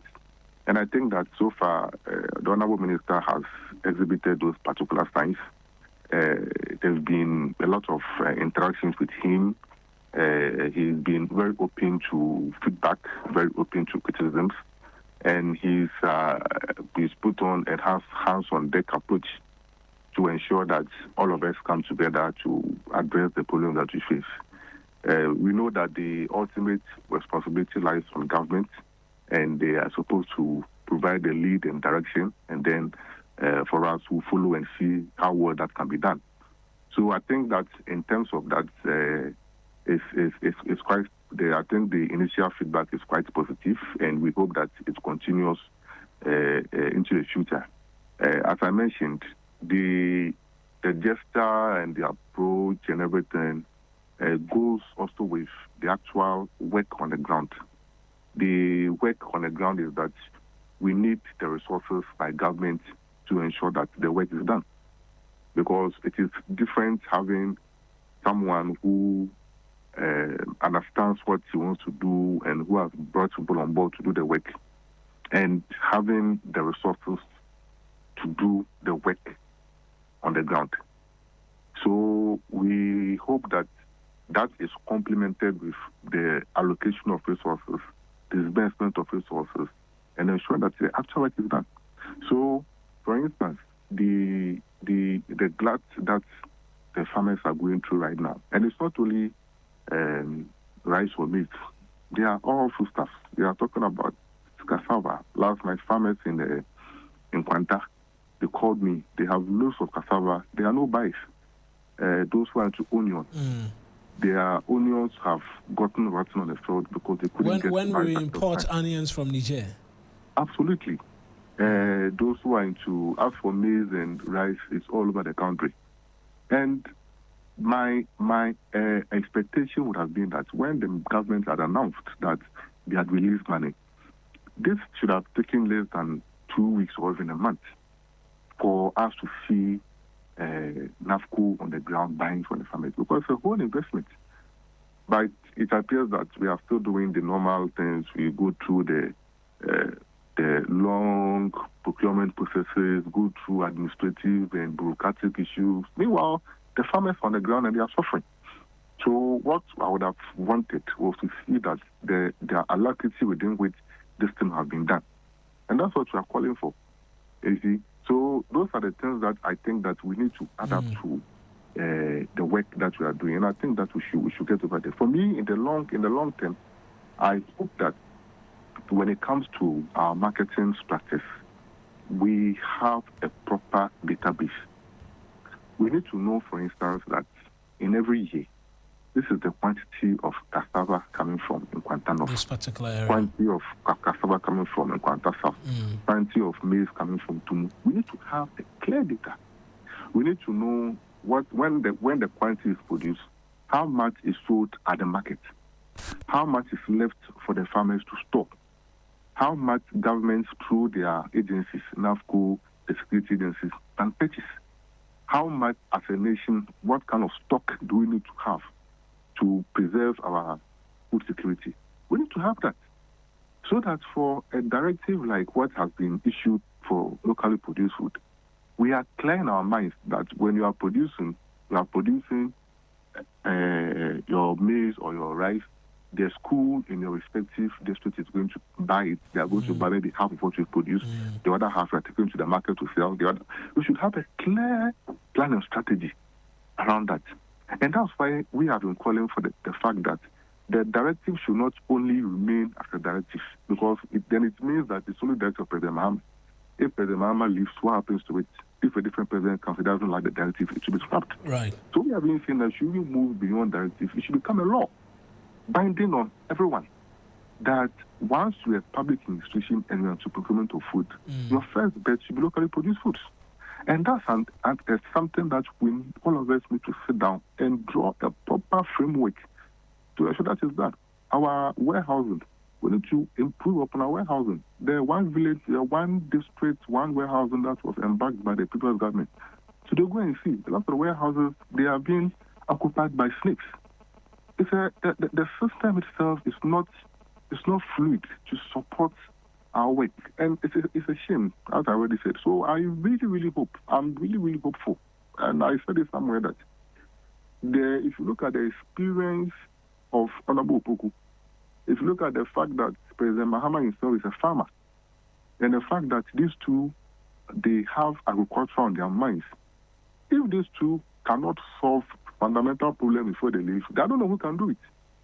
So a lot of responsibility lies on them. And I really hope, and I'm very hopeful, that by the time their tenure is over, there should be some very huge landmark achievements or milestones in the sector that can be attributed to them. If not, that means that we will still be in our cycle of poverty, going up and down. When Farmers Day, we gather around and pretend we solve our problems and award farmers. And those things will not really help us. Right. Ms. Arote, I appreciate you speaking to us. We've run out of the room to have this conversation because we have to run out of the studio at 10 a.m. But I appreciate you speaking to us and the rich perspective that you've brought in.